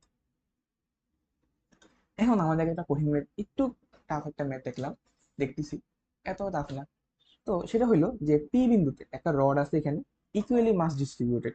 হ্যাঁ, এখানে যে রডটা আছে, এখানে পি বিন্দুতে ওর প্রাবল্য চাইছে এবং ওর বিভবটা চাইছে। এখন তুমি জাস্ট খেয়াল করো যে এখান থেকে ওর দূরত্ব একটা, ধরো এখানে যে বিন্দুটা আছে, এই বিন্দুতে যে ভরটা আছে, ওর জন্য দূরত্ব হলো এতটুকু, এবং তার একটা প্রাবল্য থাকবে। এখান থেকে তার দূরত্বটা হলো এতটুকু, তার আরেকটা প্রাবল্য থাকবে, কারণ আমরা জানি GM/R²। এখান থেকে আরেকটা দূরত্ব, এখান থেকে আরেকটা দূরত্ব, তাহলে এখানে প্রত্যেকটার জন্য আলাদা আলাদা দূরত্ব। তাহলে সেটার জন্য আমাকে ইন্টিগ্রেশন করতে হবে। তাহলে ধরে নাও এখানে এখান থেকে শুরু করে এতটুকু যে দূরত্ব, সেটা হলো আর এ। এখন আমরা এখানে একটা ক্ষুদ্র অংশ চিন্তা করলাম, হ্যাঁ, যেটার দৈর্ঘ্য হইলো dx পরিমাণ, এবং এখান থেকে এই ক্ষুদ্র পরিমাণ দৈর্ঘ্য থেকে, মানে ক্ষুদ্র পরিমাণ ভর থেকে আমার পি বিন্দু যে দূরত্ব, সেটা হলো এক্স। তাহলে আমি ধরলাম যে 1 নম্বরের জন্য যে আমার যে ক্ষুদ্র প্রাবল্য, সেটা হইলো G into D M divided by x²। ঠিক আছে, এই যে ডিএক্স পরিমাণ দৈর্ঘ্য আমি নিলাম, এটার ভর কত ধরলাম, ডিএম, ক্ষুদ্র একটা ভর ধরলাম, এবং এই ভরের দৈর্ঘ্যটা, সরি, এই ভরের যে দূরত্ব পি বিন্দু থেকে, সেটা হলো এক্স। এখন আমাকে বলো যে পুরাটা দৈর্ঘ্য যদি এল হয়, এল অংশের যে ভর সেটা হইলো আমার এম, একক অংশের ভর সেটা হইলো আমার M/L, আর যে ডিএক্স অংশের ভর সেটা হইলো কি আমার M/L ইন্টু ডিএক্স। তাহলে আমি এখানে বসাতে পারি যে dE is equal to G into M/L into dx divided by x²। এখন এই পুরো অংশটাকে আমি ইন্টিগ্রেট করবো। এখন এটাকে ইন্টিগ্রেট করলে, কে ইন্টিগ্রেট করলে আমরা পাবো। আর এখানে এটাকে একটা লিমিটের মধ্যে ইন্টিগ্রেশন করতে হবে। তাহলে লিমিটটা কি হবে, এখান থেকে শুরু হয়ে দেখো, এখান থেকে শুরু হয়ে এতটুকু পর্যন্ত, তাহলে এখান থেকে মানে কি, এতটুকু দূরত্ব হচ্ছে এ, আর এখান থেকে এতটুকু দূরত্ব হচ্ছে আমার A+L। তাহলে আমার লোয়ার লিমিট হবে এ, আর আপার লিমিট হবে L+A। এখন এখানে যে ধ্রুবকগুলো আছে, এগুলো সসম্মানে বাইরে নিয়ে আসো। তাহলে এটা হচ্ছে GM/L। তাহলে এটাকে বাইরে আনার পর ইন্টিগ্রেশন, থাকে কি আমার 1/x²। তাহলে 1/x² ইন্টিগ্রেট করে থাকে আমার -1/x। তাহলে আপার লিমিট আমার L+A, আর লোয়ার লিমিট আমার A। এখান থেকে আমি পাই যে আমি যদি মাইনাসটা বাইরে নিয়ে আসি, এই মাইনাসটা যদি আমি বাইরে নিয়ে আসি, তাহলে GM/L into 1/L+A minus 1/A। তাহলে আমি যদি একসাথে লিখি, তাহলে সেটা হচ্ছে আমার GM/A ইন্টু L+A। এটা হলো আমার আনসার। এখন এটা হলো আমার প্রাবল্য। যদি আমার এখানে ফোর্স চাইতো, তাহলে এখানে সাথে আমি জাস্ট আমার মাসটা গুণ করতাম, যেখানে কতটুকু ভর ছিল সেই ভরটা গুণ করতাম। এখন আমার 2 নম্বরে বলছে যে এখানে বিভবটা কত। ঠিক একইভাবে আমরা এই ছোট ভরের জন্য যে বিভব, সেটাকে হিসাব করব। হ্যাঁ, মানে একটা ডিভি হিসাব করব। DV is equal two GM/R, এভাবে লিখতে হবে একটা ফরম্যাটে। তাহলে এখানে এম কত, এম হইলো M/L ইন্টু ডিএক্স, আর আর কত, আর হচ্ছে এক্স। এটাকে ইন্টিগ্রেশন করব, সরি, এটা হলো, আর এটাকে ইন্টিগ্রেশন করলে কি হবে, ভি হবে। আর এটাকে ইন্টিগ্রেশন করলে একটা লিমিটের মাঝখানে ইন্টিগ্রেশন করতে হবে, লিমিটটা আগের মতোই, এ থেকে L+A হবে। তাহলে যেগুলো ধ্রুবক, এগুলোকে সসম্মানে বাইরে নিয়ে আসবো। তাহলে GM/L, এখানে 1/x কে, সরি, 1/x কে জিরো, এ থেকে L+A পর্যন্ত ইন্টিগ্রেট করতে হবে। তাহলে এখন GM/L into ln x L+A divide by A, কারণ 1/x কে ইন্টিগ্রেশন করলে কি হয়, লন হয়।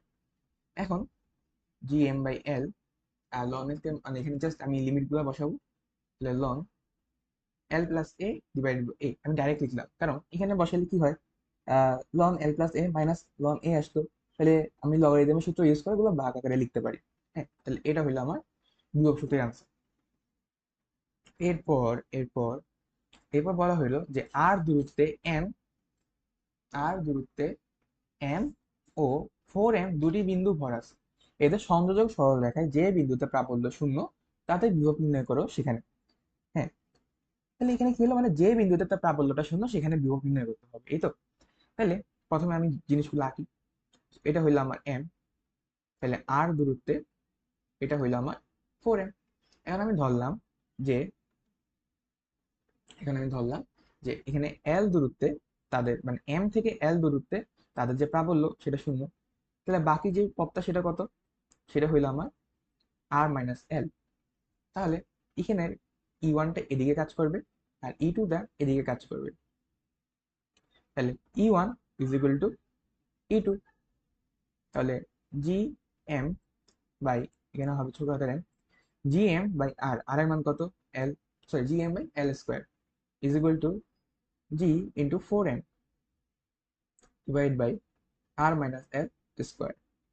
এটাকে পাশে নিয়ে আসো, তাহলে R minus L divide by L whole square is equal to 4/1। তাহলে এখান থেকে আমি পাবো যে আমার যে এল এর মান সেটা হলো আমার r/3। ঠিক আছে, অর্থাৎ r/3 দূরত্বে, মানে এখান থেকে এম এর সাপেক্ষে r/3 দূরত্বে তাদের যে প্রাবল্য সেটা শূন্য হবে। তাহলে এখন বিভব, সেখানে বিভব নির্ণয় করতে হবে। তাহলে বিভবটা কি, স্কেলার রাশি, তাহলে এখানে যোগ হবে, জাস্ট যোগ হবে v1 প্লাস v2। তাহলে এখানে হবে যে minus G into M divided by R, R এর মান কত, r/3। আর এখানে হবে minus G into M, M এর মান কত, 4m বাই আর, আর এর মান কত, আর মাইনাস r/3। সিম্পল। তাহলে এটা যে টোটাল লাগবে সেটা হচ্ছে 9 into G M divided by R. এটা হইলো আমার আনসার। এখন এই ম্যাথটার ক্ষেত্রে দেখো, এখানে বলা হয়েছে যে আর ব্যাসার্ধের একটা বৃত্তাকার নগণ্য পুরুত্বের রিং এর ভর হইল এম, কেন্দ্র হতে তলের লম্বগামী অক্ষের উপর এই দূরত্বে প্রাবল্য কত, এবং ওই লম্বগামী অক্ষের কোন বিন্দুতে প্রাবল্য সর্বোচ্চ হবে। ঠিক আছে, তাহলে আমরা প্রথমটাকে করি। যে আমাদের বলা আছে যে একটা রিং আছে, তো ধরলাম এটা হলো সেই রিং। নগণ্য পুরুত্ব অর্থাৎ পুরুত্বটা এখানে নেগলিজিবল। বলা হয়েছে যে কেন্দ্র থেকে এই দূরত্বে, লম- লম্বগামী অক্ষের উপর এই দূরত্বে, আচ্ছা লম্বগামী অক্ষের উপর এই দূরত্বে তার প্রাবল্যটা বের করতে বলছে। আচ্ছা, এখন এখানে আমরা একটা ক্ষুদ্র অংশ ধরলাম এবং একটা ক্ষুদ্র ভর ধরলাম, সেটা হচ্ছে আমার ডিএম। ঠিক আছে, বোঝা যাচ্ছে না, ক্ষুদ্র যে ভরটা সেটাকে আমি ধরলাম, একটু সুন্দর করে আঁকি তারও, এখানে আঁকলাম। এখানে যে ক্ষুদ্র ভর সেটাকে ধরলাম আমি ডিএম। ঠিক আছে, তাহলে ডিএম এর জন্য আগে ক্যালকুলেশন করি। তাহলে ডিএম এর জন্য আমার এদিক বরাবর আমার যে ডিই ক্ষুদ্র প্রাবল্য সেটা কাজ করবে। তাহলে ডিই এ দুটো উপাংশ হবে, এই ক্ষেত্রে একটা উপাংশ হবে এদিকে আর একটা উপাংশ হবে এদিকে।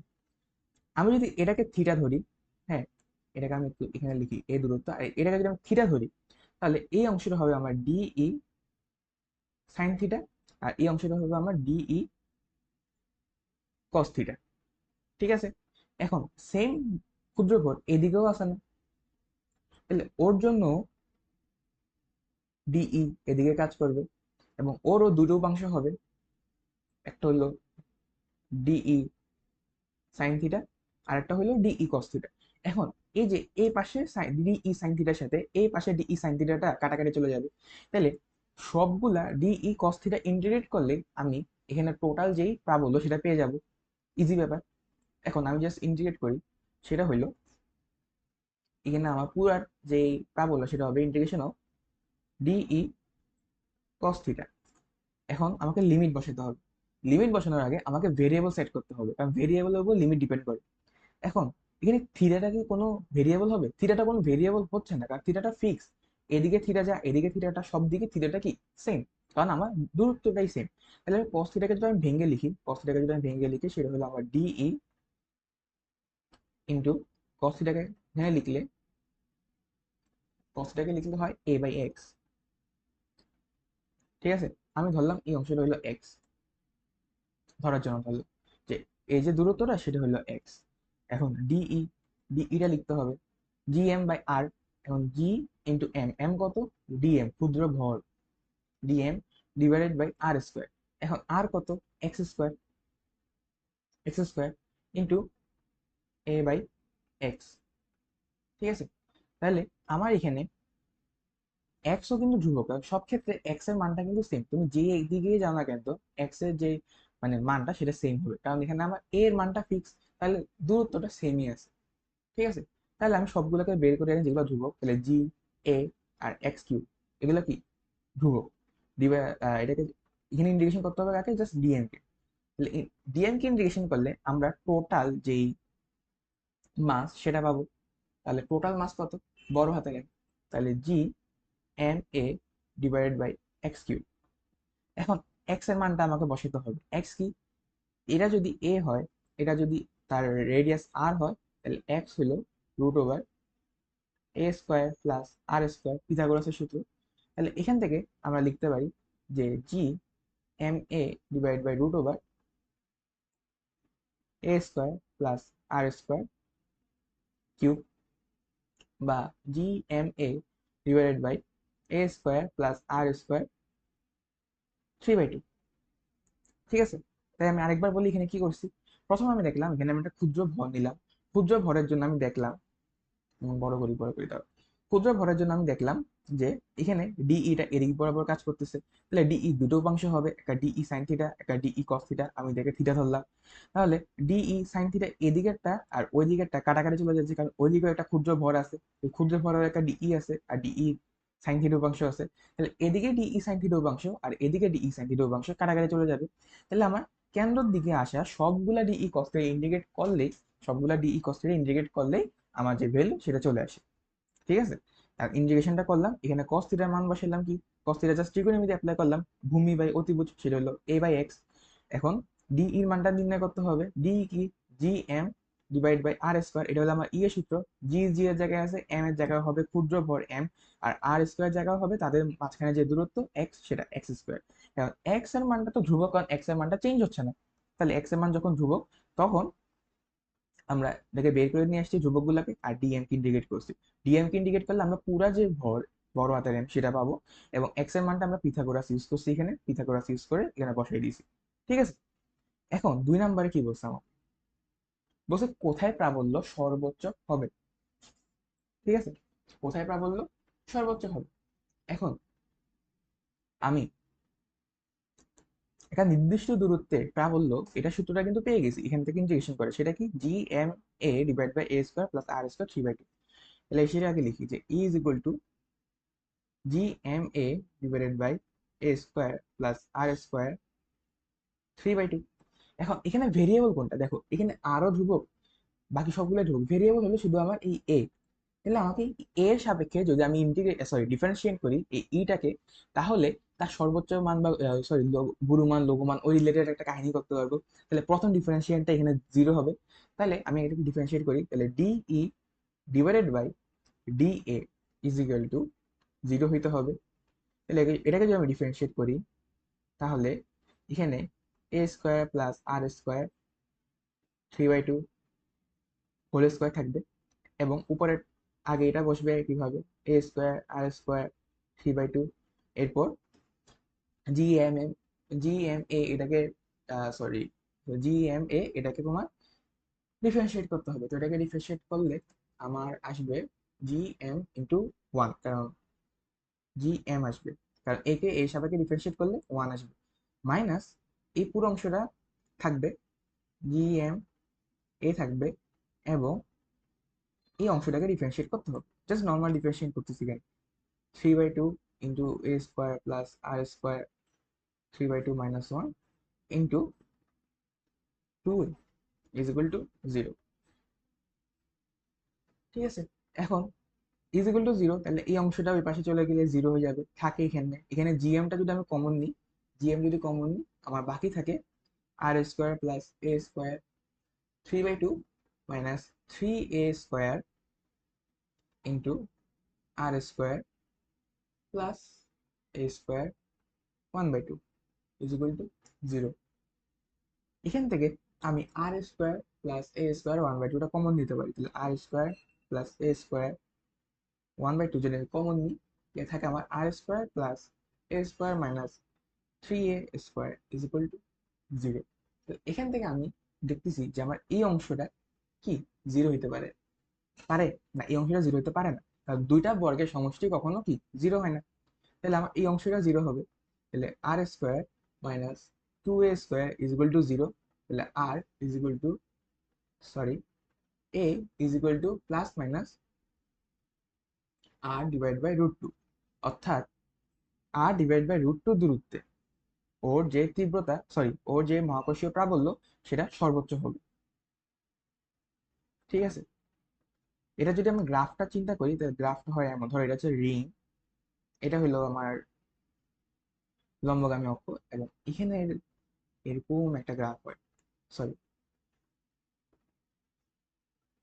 এরকম একটা গ্রাফ হয়। আর এই যে দূরত্ব, এর যদি আমি এ ধরি, তাহলে এখানে এ এর মানটা হবে আমার আর ডিভাইডেড বাই √2। কারণ প্লাস মাইনাস মানে কি, ওইদিকেও একটা আছে, হ্যাঁ বুঝছো, নেগেটিভ সাইডেও একটা আছে। এটা হলো এই ম্যাথের কাহিনী। এখন আরেকটা ইজি ম্যাথ, সেখানে বলা আছে যে এখানে প্রাবল্য ও বিভব বের করতে হবে এই বিন্দুতে। ঠিক আছে, খুবই ইজি ম্যাথ। এখানে জাস্ট প্রাবল্য আর বিভব বের করবো। কিভাবে বের করবো, এখানে বর্গক্ষেত্রে 4 কোণায় 3টা ভর আছে, এম ভরের 3টা ভর আছে। এখন আমাকে প্রাবল্য আর বিভব বের করতে হবে। প্রাবল্য কি, প্রাবল্য হচ্ছে ভেক্টর রাশি, অর্থাৎ এখানে ভেক্টরের ক্যালকুলেশন আসবে। তাই চিন্তা করো, এই মাসের জন্য তার যেই প্রাবল্য সেটা এদিকে, এই মাসের জন্য তার যে প্রাবল্য সেটা কি এইদিকে। এখন এই ই এর মানটা কি, G M divided by R square. হ্যাঁ, এই এম এর মান ছোট হাতের এম আপাতত, কারণ এখানে আমি প্রশ্ন ছোট হাতের এম ছিল। G M divide by R square. এখন এই প্রাবল্যের মান আর এই প্রাবল্যের মান কি সেম। ঠিক আছে, তাহলে তাদের যে লব্ধি প্রাবল্য, তাদের যে লব্ধি প্রাবল্য সেটা কি হবে, √2 ইন্টু ই হবে।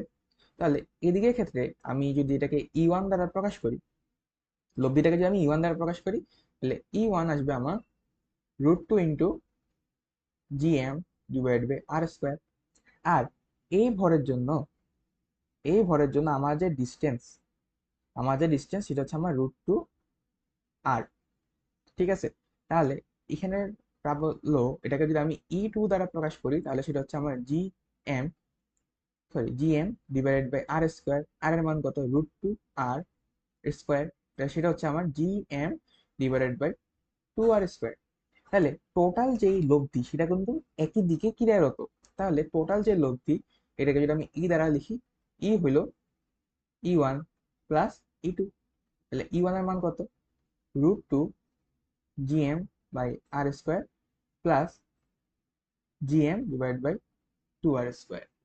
ঠিক আছে, তাহলে এখান থেকে আমি যদি জিএম বাই আর স্কোয়ারকে কমন নিই, তাহলে √2 প্লাস 1/2, এটা হলো আমার আনসার। এখন এখানে বিভব বের করতে বসে। ঠিক আছে, বিভব বের করে আরো সোজা, V is equal two v1 plus v2 plus v3। তাহলে প্রথম ক্ষেত্রে minus GM divided by R, R এর মান কত, আর এর মান হচ্ছে এটা আর, মাইনাস জিএম ডিভাইডেড বাই আর, এটার জন্য এদিকে দূরত্ব হচ্ছে আর, মাইনাস জিএম ডিভাইডেড বাই এই দূরত্বটা হচ্ছে √2r। তাহলে জিএম বাই আর এটাকে যদি আমি কমন নিই, হ্যাঁ, তাহলে টোটালে থাকবে আমার minus GM by r 2 plus 1/√2। ঠিক আছে, এটা হলো আমার সিম্পল আনসার। এরপরের ম্যাথটা, এটা হচ্ছে ভর্তি পরীক্ষায় কোথাও না কোথাও আসবে, হ্যাঁ মানে কমন পাওয়ার মতো একটা ম্যাথ। সেটা হলো, একটা বস্তুকে ভূপৃষ্ঠ থেকে 5 কিলোমিটার/সেকেন্ড বেগে খাড়া উপরের দিকে নিক্ষেপ করা হলো, সর্বোচ্চ কত উচ্চতায় উঠবে। হ্যাঁ, খুব ইজি না, যে দেখো half M V square is equal to mgh, আমরা এটা ইউজ করবো, কিন্তু এটা হবে না। ঠিক আছে, কারণ এইখানে mgh টা ইউজ করতাম যদি এটা সামান্য উচ্চতা নিত, কিন্তু এটা 5 কিলোমিটার/সেকেন্ড বেগে মারছে, তাহলে অনেক উপরে উঠবে, এখানে এনার্জিটা হিউজ। ঠিক আছে, তাহলে উচ্চতাটা এখানে আর এর তুলনায় কিন্তু নেগলিজিবল না, মানে পৃথিবীর যে ব্যাসার্ধ এটার তুলনায় নেগলিজিবল হবে না। তাহলে আমরা এখানে শক্তির নৃত্যটা ইউজ করব, সেটা হলো initial energy is equal to final energy. ঠিক আছে, তাহলে ইনিশিয়াল এনার্জি কি ছিল, প্রথমে ভূপৃষ্ঠে ছিল, তাহলে ভূপৃষ্ঠে থাকা অবস্থায় তার একটা বিভব শক্তি ছিল, তাহলে সেই বিভব শক্তিটা হবে, আর যেহেতু ভূপৃষ্ঠ থেকে মারছে তাহলে ওর একটা গতিশক্তি ওইটাও থাকবে। তাহলে আগে ওর যেই বিভব শক্তি সেটা লিখি, সেটা হচ্ছে আমার G M M divided by R, ঠিক আছে। আর তাকে যেহেতু একটা ব্যাগে মারা হয়েছে, তাহলে তার একটা গতিশক্তি থাকবে, সেটা হলো হাফ এম বি স্কোয়ার। আর সে যখন সর্বোচ্চ উচ্চতায় উঠবে তখন তার কি কোনো গতিশক্তি থাকবে? তখন ভি কি জিরো হবে না, তাহলে তার কোনো গতিশক্তি থাকবে না, তাহলে গতিশক্তি জিরো। আর তার যেই বিভব শক্তি এখানে থাকবে উচ্চতায়, সেটা হলো G M M divided by R plus h, কতটুকু উচ্চতায় উঠবে সেটা হলো আর প্লাস এইচ। এখন আমরা এই ক্ষেত্রে হাফ এম বি স্কোয়ারটাকে আনবো, half m b square is equal to, এই পাশে গেলে G M m one by R minus one by R plus h common নিয়ে লিখলাম। এখানে একবার মান বসাও, যে ভি স্কোয়ার ডিভাইডেড বাই, এখান থেকে এম আর এম কাটা চলে যাবে, V square divide by two G M is equal to one by R minus one by R plus H. ক্যালকুলেটারে বসাও, আনসার চলে আসবে, H is equal to 1.59 into 10⁶ metre. এটা কিন্তু মোটেও আমাদের যে পৃথিবীর রেডিয়াস ওটা সাপেক্ষে নেগলিজিবল না, তাই আমরা এই সূত্রটা ইউজ করতে পারলাম না। ঠিক আছে, এভাবে করবে। জাস্ট আদি যে শক্তি এটা শেষ শক্তির সমান হবে, ওখান থেকে আমরা জাস্ট ক্যালকুলেশন করব আর আনসারটা আসবে। আচ্ছা, তোমাদেরকে যদি বলা হয় যে এটা হইলো আমরা একটা পৃথিবী, পৃথিবী থেকে একটা পাহাড় আছে, হ্যাঁ পাহাড়ের উপরে একটা বস্তু আছে, এই বস্তুটা যখন আমি ফেলাই দিছি তখন বস্তুটা একটা খাদে পড়ে গেছে, এটা হইলো পাহাড়, এটা হইলো খাদ।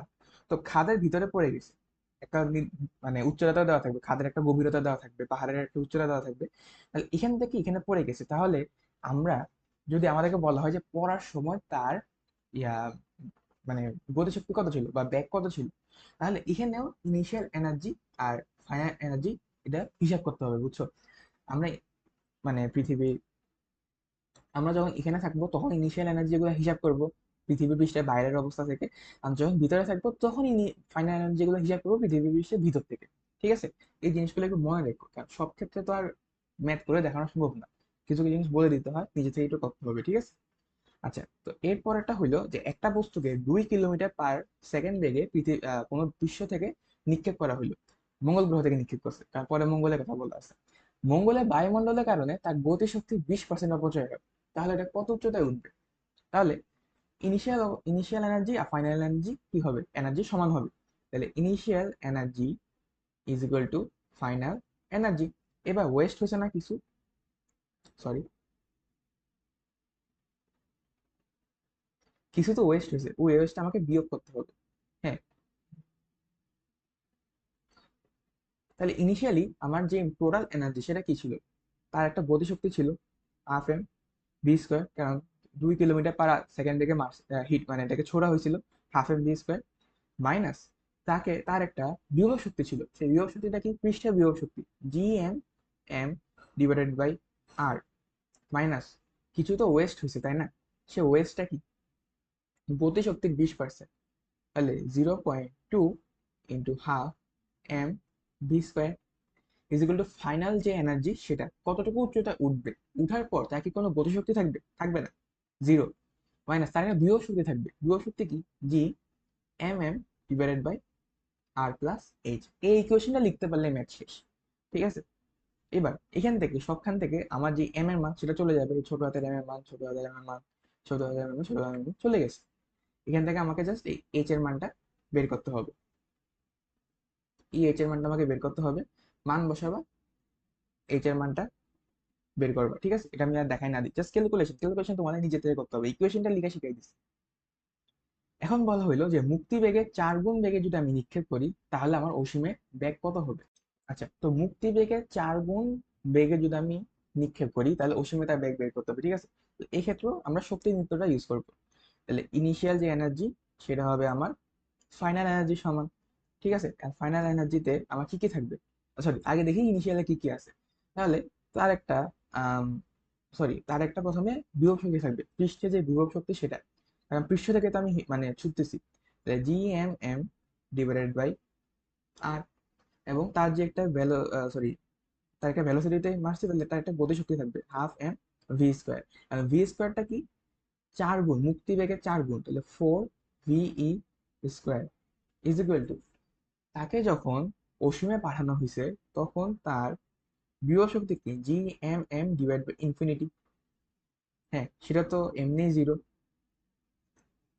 সাথে তার একটা ব্যাগ থাকবে এবার, কারণ অসীমে মানে আমরা যদি 4 গুণ 4 গুণ মুক্তি বেগে 4 গুণ বেগে মারি, 4 গুণ বেগে মারি, তাহলে তার অসীমে একটা ব্যাগ থাকবে, এটা ব্যাগটা কমে যাবে না, একবার 0 হবে না। তাহলে আমরা ধরলাম যে তখন তার ব্যাগটা ভি। ঠিক আছে, তাহলে এখান থেকে আমরা এবার হিসাব করি যে -GMM divided by R plus half M V square, তাহলে half M 16 × VE square is equal to half M V square, তাহলে -GMM divided by R plus 8m × VE square. VE এর মান কত?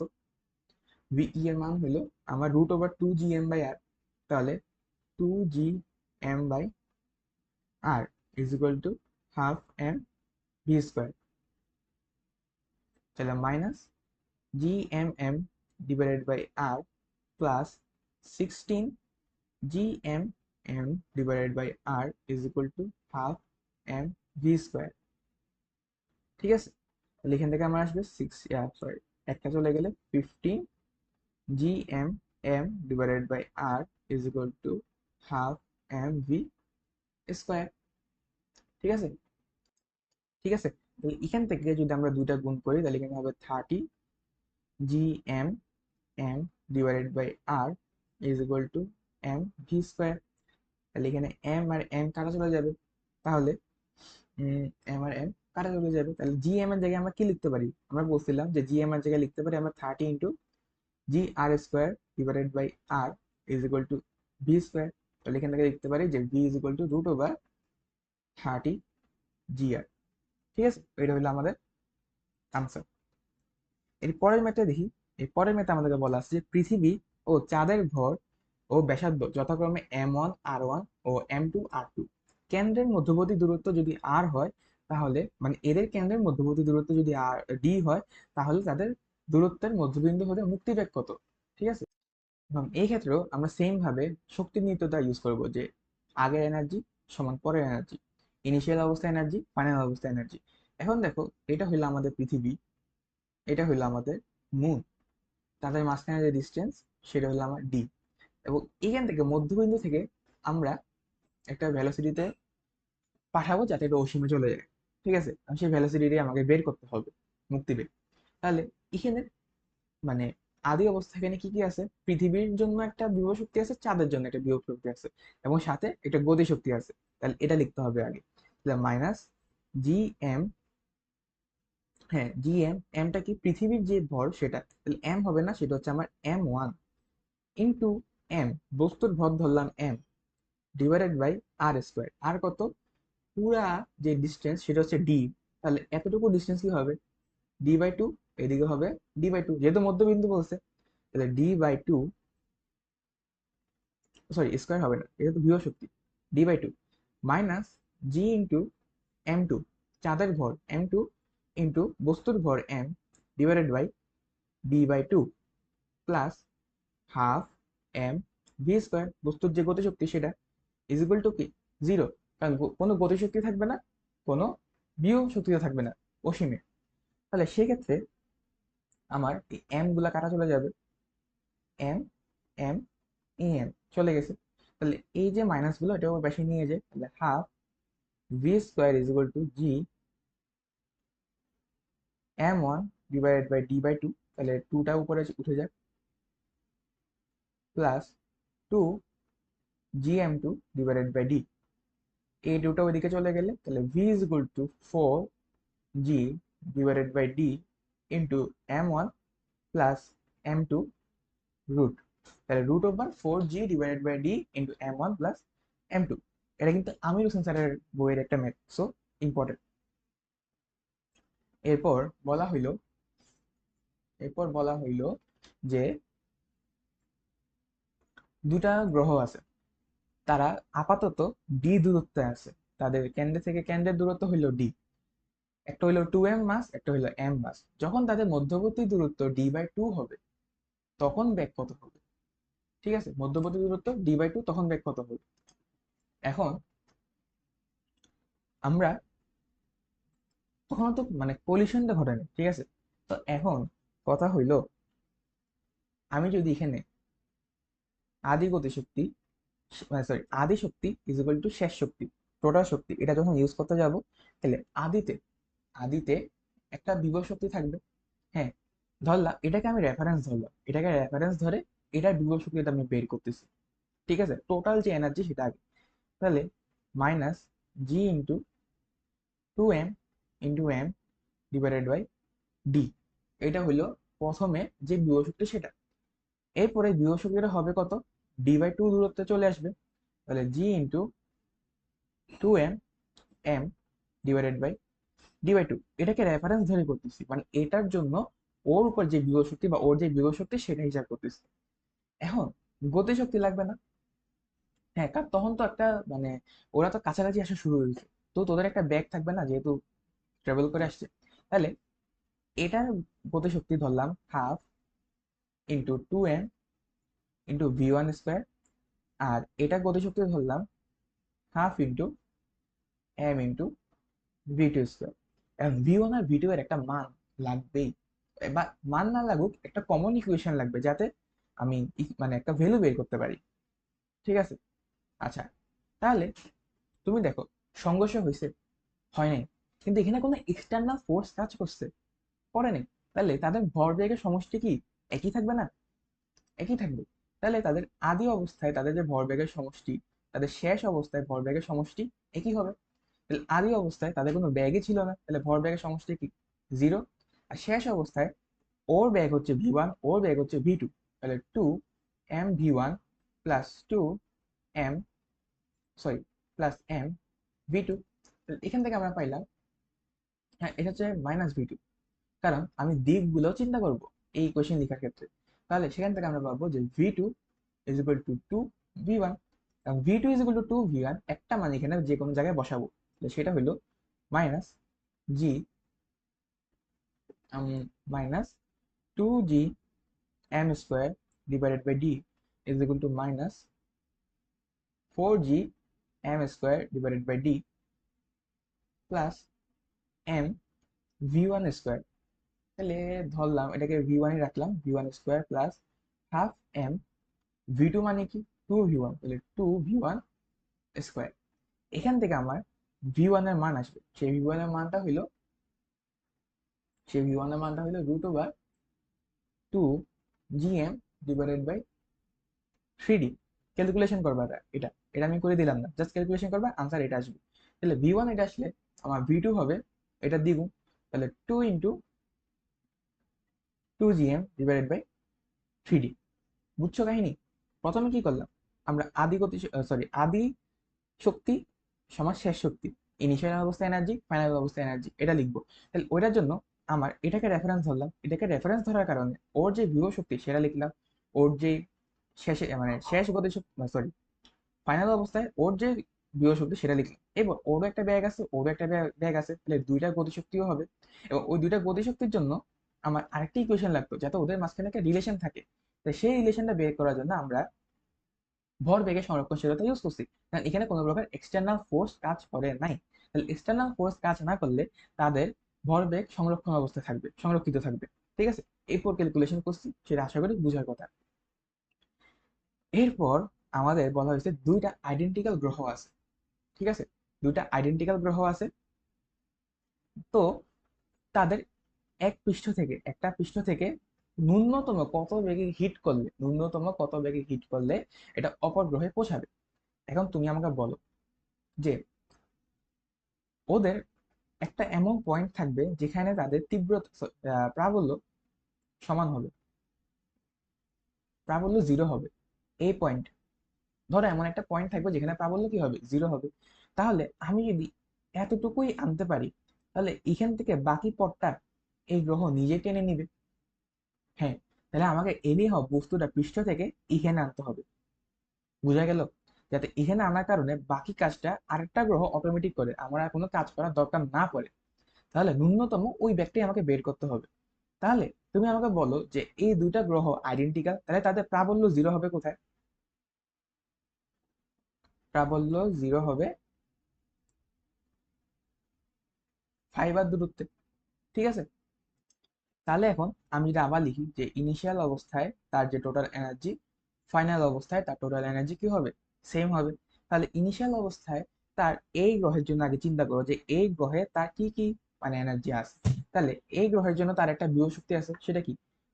-G m ডিভাইডেড বাই আর। এই গ্রহের যে ব্যাসার্ধ আর, এই গ্রহের যে ব্যাসার্ধ আর। আর এখানে থাকা অবস্থায় এই গ্রহের জন্য তার উপরে একটা বিভব শক্তি আছে। সেই বিভব শক্তিটা কি? -G m divided by 9r। ঠিক আছে, এতটুকু দূরত্ব কি? কেন্দ্র থেকে দূরত্বটা 9r, প্লাস ওকে আমি একটা ব্যাগ দিব, সেই ব্যাগের কারণে ওর একটা ভেলোসিটি, সরি প্রতিশক্তি থাকবে, সেটা হচ্ছে 12 mv² ইজ ইকুয়াল টু। এরপর এই বিন্দুতে আসবে, মানে যেখানে প্রাবল্য শূন্য সেখানে আসবে। সেখানে আসলে এই গ্রহের জন্য তার একটা বিভব শক্তি থাকবে, এই গ্রহের জন্য তার একটা কি বিভব শক্তি থাকবে।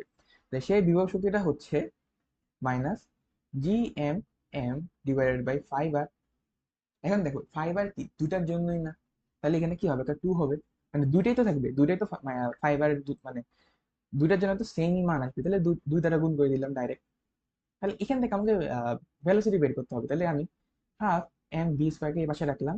তাহলে -2g m/5r plus gm m/r plus gm m/9r। তাহলে এখান থেকে লিখতে পারি যে হাফ, এখানে একটা এম বাদ দিছি, এখানে একটা ছোট এম বাদ দিছি, তাহলে 12 m v² is equal two gm/r। Common নিলে এখানে থাকে কত থাকে, দাঁড়াও, এখানে থাকে 1/5।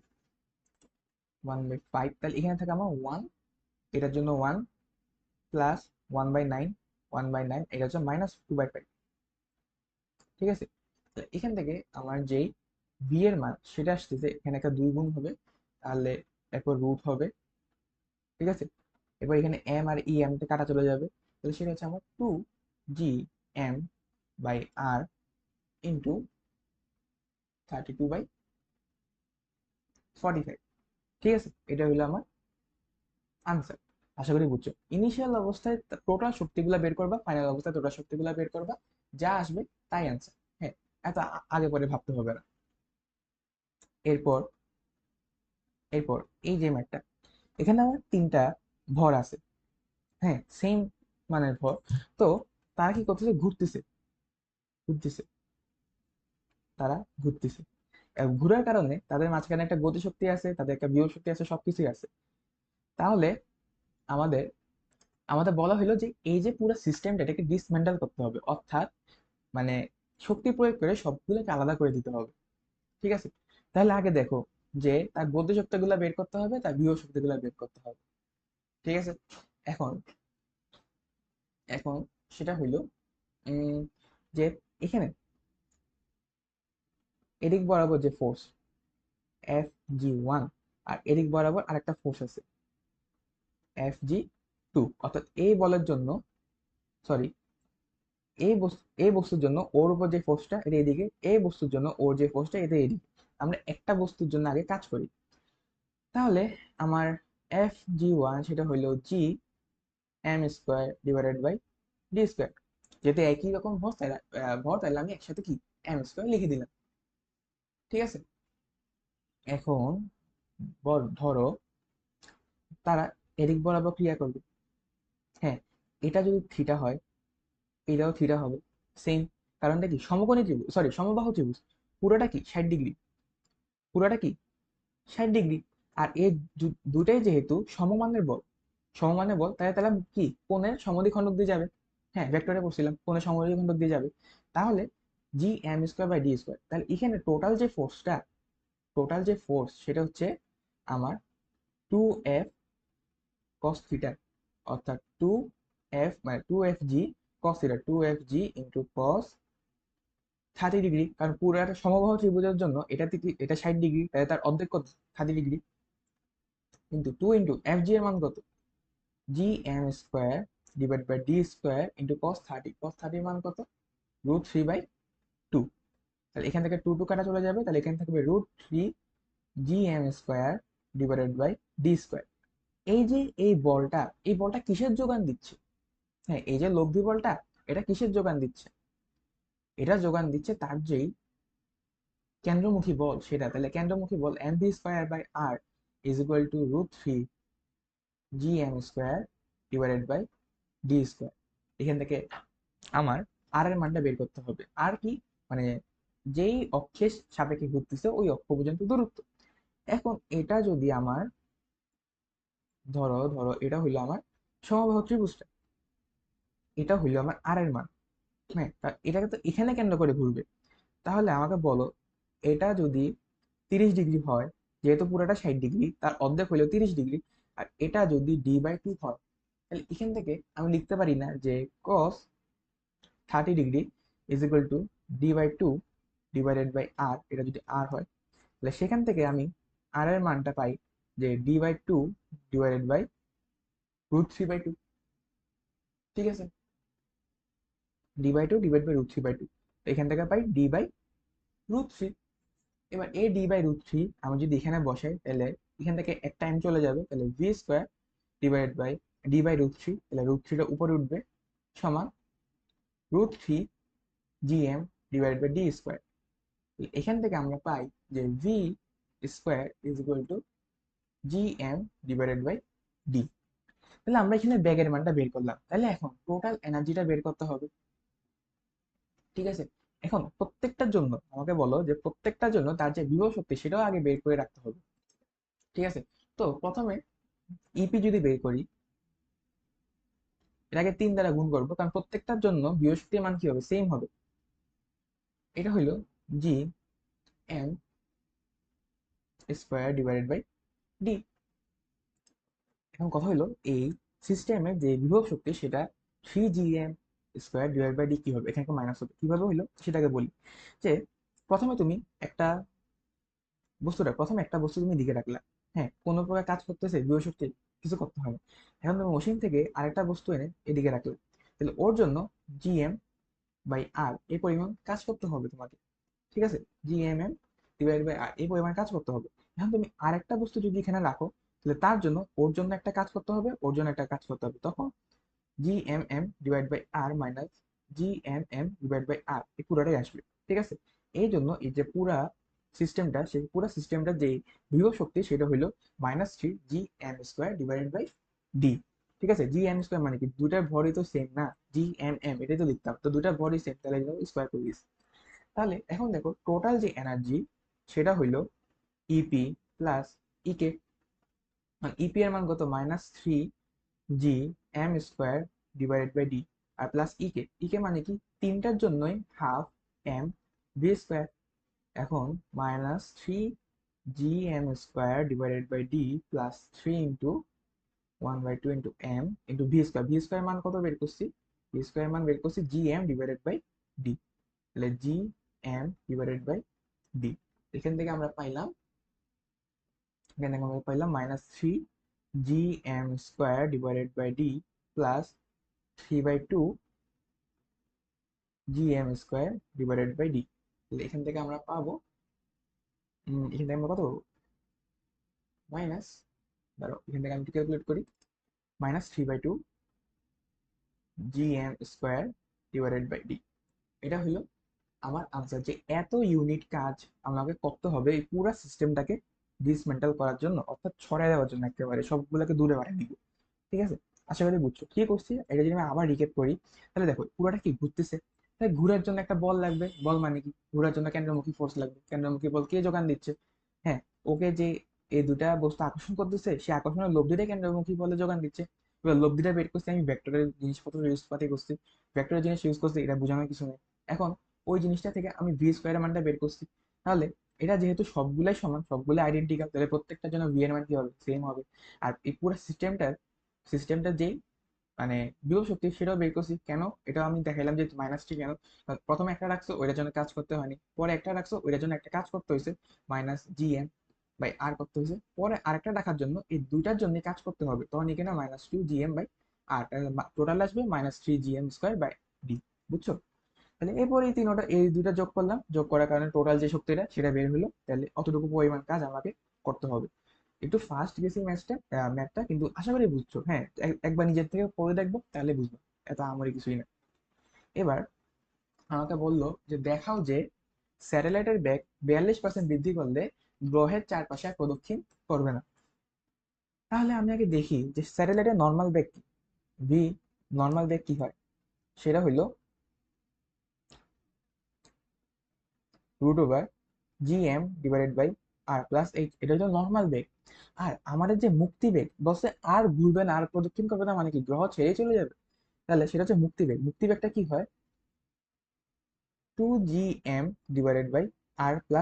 r+h হচ্ছে কেন্দ্র থেকে দূরত্ব একেবারে, বুঝছো? r+h এখন এখান থেকে থাকে আমার 1/√2। ঠিক আছে, তাহলে সেখান থেকে আমরা পাই যে v is equal to 1/√2 into VE, অথবা VE is equal to √2 V. অর্থাৎ আগের যে ব্যাগটা সেটাকে যদি আমি √2 পরিমাণ বাড়াই, √2 দ্বারা গুণ করি, তাহলেই এটা কি হবে, মানে আর প্রদক্ষিণ করবে না, ছেড়ে চলে যাবে। তাহলে √2 মানে কি 1.41 ভি, তাহলে ইজ ইকুয়াল টু 1+0.41 ভি, অর্থাৎ 1+ভি এর 41%। তাহলে 41% দিলে চলে যাচ্ছে, তাহলে 42% দিলে কি হবে? 42% দিলে আর কি থাকবেই না। ঠিক আছে, আচ্ছা। এরপরের ম্যাথটা আমরা দেখি যে কোন গ্রহের ভর অপরিবর্তিত রেখে ব্যাসার্ধ 2% সংকুচিত করলে মুক্তিবেগের শতকরা পরিমাণ কত হবে? তাহলে আমরা আগে দেখি যে মুক্তিবেগটা কত ছিল যখন কোনো কিছু সংকুচিত করিনি। তাহলে আগে যে মুক্তিবেগ সেটা ছিল 2gm/r1। ঠিক আছে, এই দেখো এখানে কিন্তু একই গ্রহ বসে, তাই আমরা 2gm/r এই সূত্রটা ইউজ করতেছি। এখন পরবর্তী অবস্থায় মুক্তিবেগ কত হবে যখন আমরা সংকুচিত করছি? তাহলে 2gm 2% সংকুচিত করছি r2। ঠিক আছে, আচ্ছা r2 এর মানটা আমরা পরে বসাচ্ছি। তাহলে ve1/ve2, এটা যে অনুপাতটা সেটা কত হবে? সেটা হবে আমার r2/r1, উল্টা যাবে। হ্যাঁ, নর্মাল অনুপাত। এখন আমাকে বলো যে ve1/ve2 ইজ ইকুয়াল টু কি? 2% সংকুচিত করছি, 2% সংকুচিত করা মানে কি 98/100 r1/r1, তাহলে পুরো r1টাই চলে যাবে, থাক রুটের মধ্যে এটা থাকবে। তাহলে সেটা হচ্ছে আমার ve1 is equal two 98/100 ve2। আচ্ছা, এটাকে তো আমাকে ve2 বের করতে বলছে, তাই না? তাহলে ve2 এখানে হবে ve1, এখানে হবে 100/98, জাস্ট উল্টাই গেছে। ঠিক আছে, এখন বলছে যে ব্যাগের শতকরা পরিবর্তন কত হবে, পরিবর্তন বের করতে হবে। অর্থাৎ ডেল ভিই বের করতে হবে।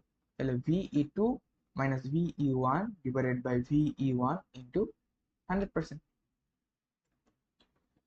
তাহলে এখানে হবে আমার √/90, sorry 100/98 minus 1 divided by 1 into 100%। তাহলে সেটা হচ্ছে আমার 1.01% বৃদ্ধি পাবে। ঠিক আছে, যেহেতু কোন পজিটিভ অ্যান্সার আসছে তাই বৃদ্ধি পাবে।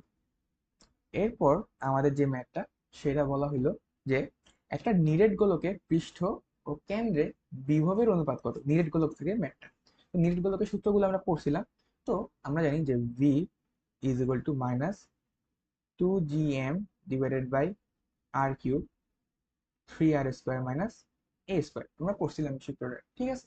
তাহলে ওখান থেকে আমরা লিখি যে প্রথমে বলছে পৃষ্ঠে, পৃষ্ঠের জন্য আমরা v1 ধরলাম, তাহলে v1 is equal to -gm divided by r, যেটা হলো আর হচ্ছে রেডিয়াস, আর v2 সেটা হলো কেন্দ্রের। তাহলে কেন্দ্রের জন্য যখন আমরা এটা ইউজ করব তখন a² এর মান কি 0 হয়ে যাবে।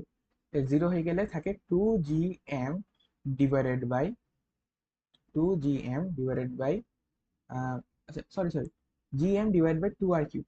ঠিক আছে, সূত্রটা ভুল লিখছিল, gm divide by 2r³ 3r² minus a²। তাহলে এখানে যখন আমরা কেন্দ্রের জন্য হিসাব করব, সেটা হবে আমার 3gm ডিভাইডেড বাই 2r। ঠিক আছে, এই আর স্কোয়ার নিচে থাকবে কি আর কিউব, তাহলে কাটাকাটি চলে যাবে। ঠিক আছে, 2g আর মাইনাস হবে একটা। তাহলে এবার আমাকে অনুপাত বের করতে হবে। তাহলে v1 divided by v2 is equal to minus gm by r minus 3gm by 2r। তাহলে এখান থেকে আনসার আসবে আমার মাইনাস, সরি এই মাইনাসটা চলে যাবে, কাটাকাটি হবে 2/3। এটা একটু মুখস্থ রাখবা। হ্যাঁ, আর অনেক সময় ভার্সিটি দিতে মুখস্থ দাগিয়ে দিতে হবে, বুঝছো, এত টাইম নেই করার। এটা কমন কোশ্চেন, হ্যাঁ, এসে করতে পারে। এখন হইলো যে কোশ্চেনটা বলা আছে সেটা হইলো এম ভর ও আর ব্যাসার্ধের একটা গোলকের অভ্যন্তর হতে r/2 ব্যাসার্ধের গোলাকৃতি ভর এক পাশ হতে কেটে নেওয়া হলো। কেটে নেওয়া অংশের কেন্দ্রে বিভব কত? অর্থাৎ ধরো এটা হইলো একটা গোলক, এটা হইলো আরেকটা গোলক। ও কি একলা, ঠিক আছে, এটা হলো আরেকটা গোলক, এটা রেডিয়াস হচ্ছে r/2। এখন যখন এটাকে আমি খুলে ফেলছি, আমাকে চাইছে কি, আমাকে চাইছে যে এক পাশ থেকে কেটে নেওয়া হলো, এই কেন্দ্রের বিভবটা কত সেটা জানতে চাইছে। মানে এটা খুলে ফেলার পরে যখন ফাঁকা অংশটা থাকবে তখন ওর বিভবটা কত হবে ওখানে। তাহলে এটা এটা মানে কি, এটা মানে হচ্ছে আমার এটা তো থাকবে, তাহলে এটাকে আমি কপি করে দেখাই।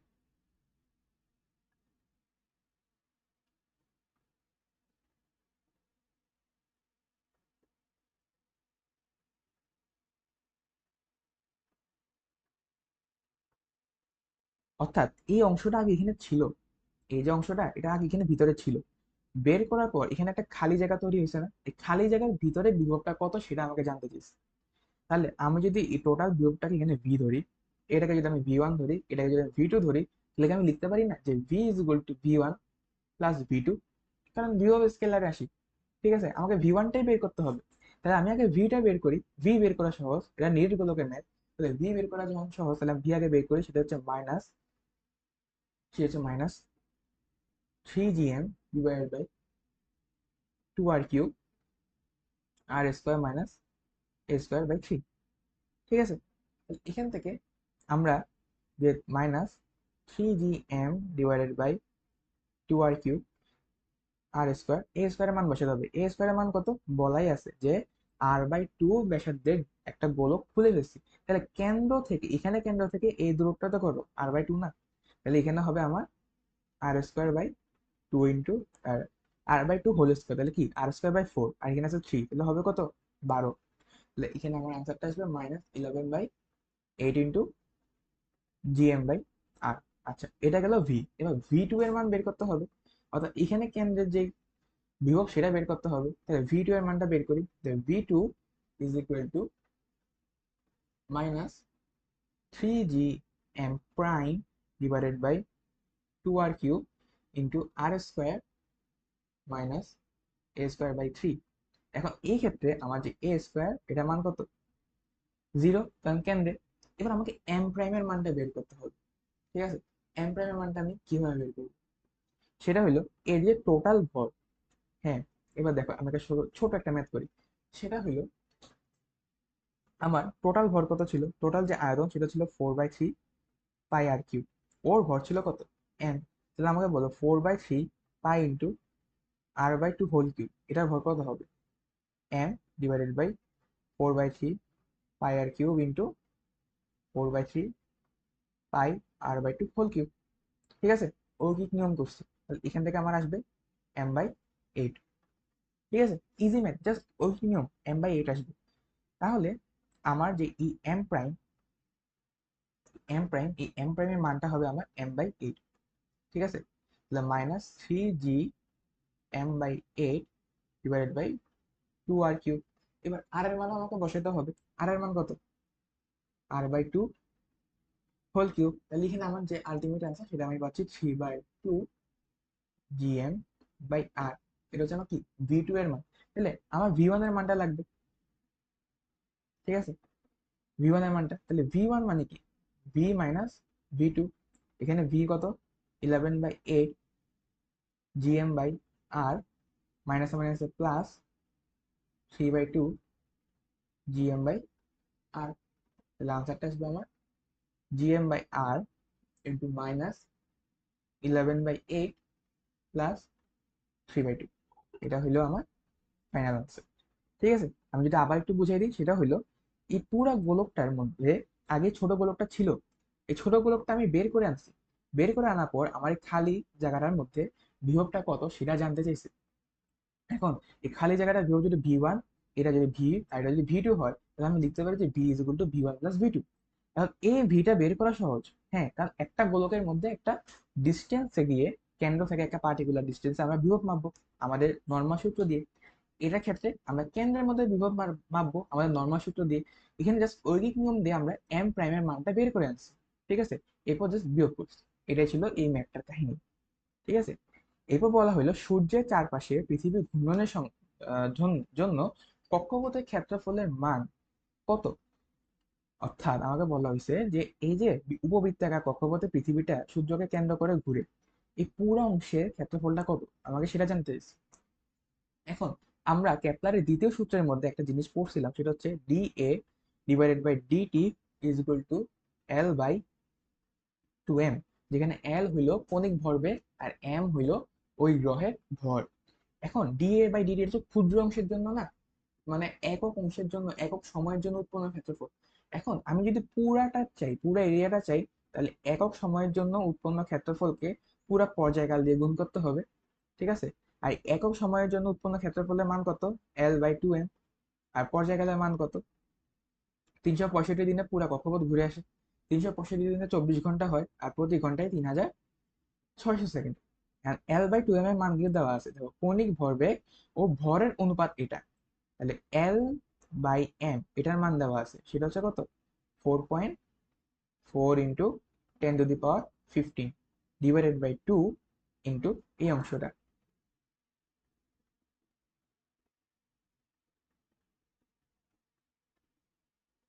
তাহলে এখান থেকে আমি আমার ফাইনাল আনসার পাই 6.93 ইন্টু 10⁻22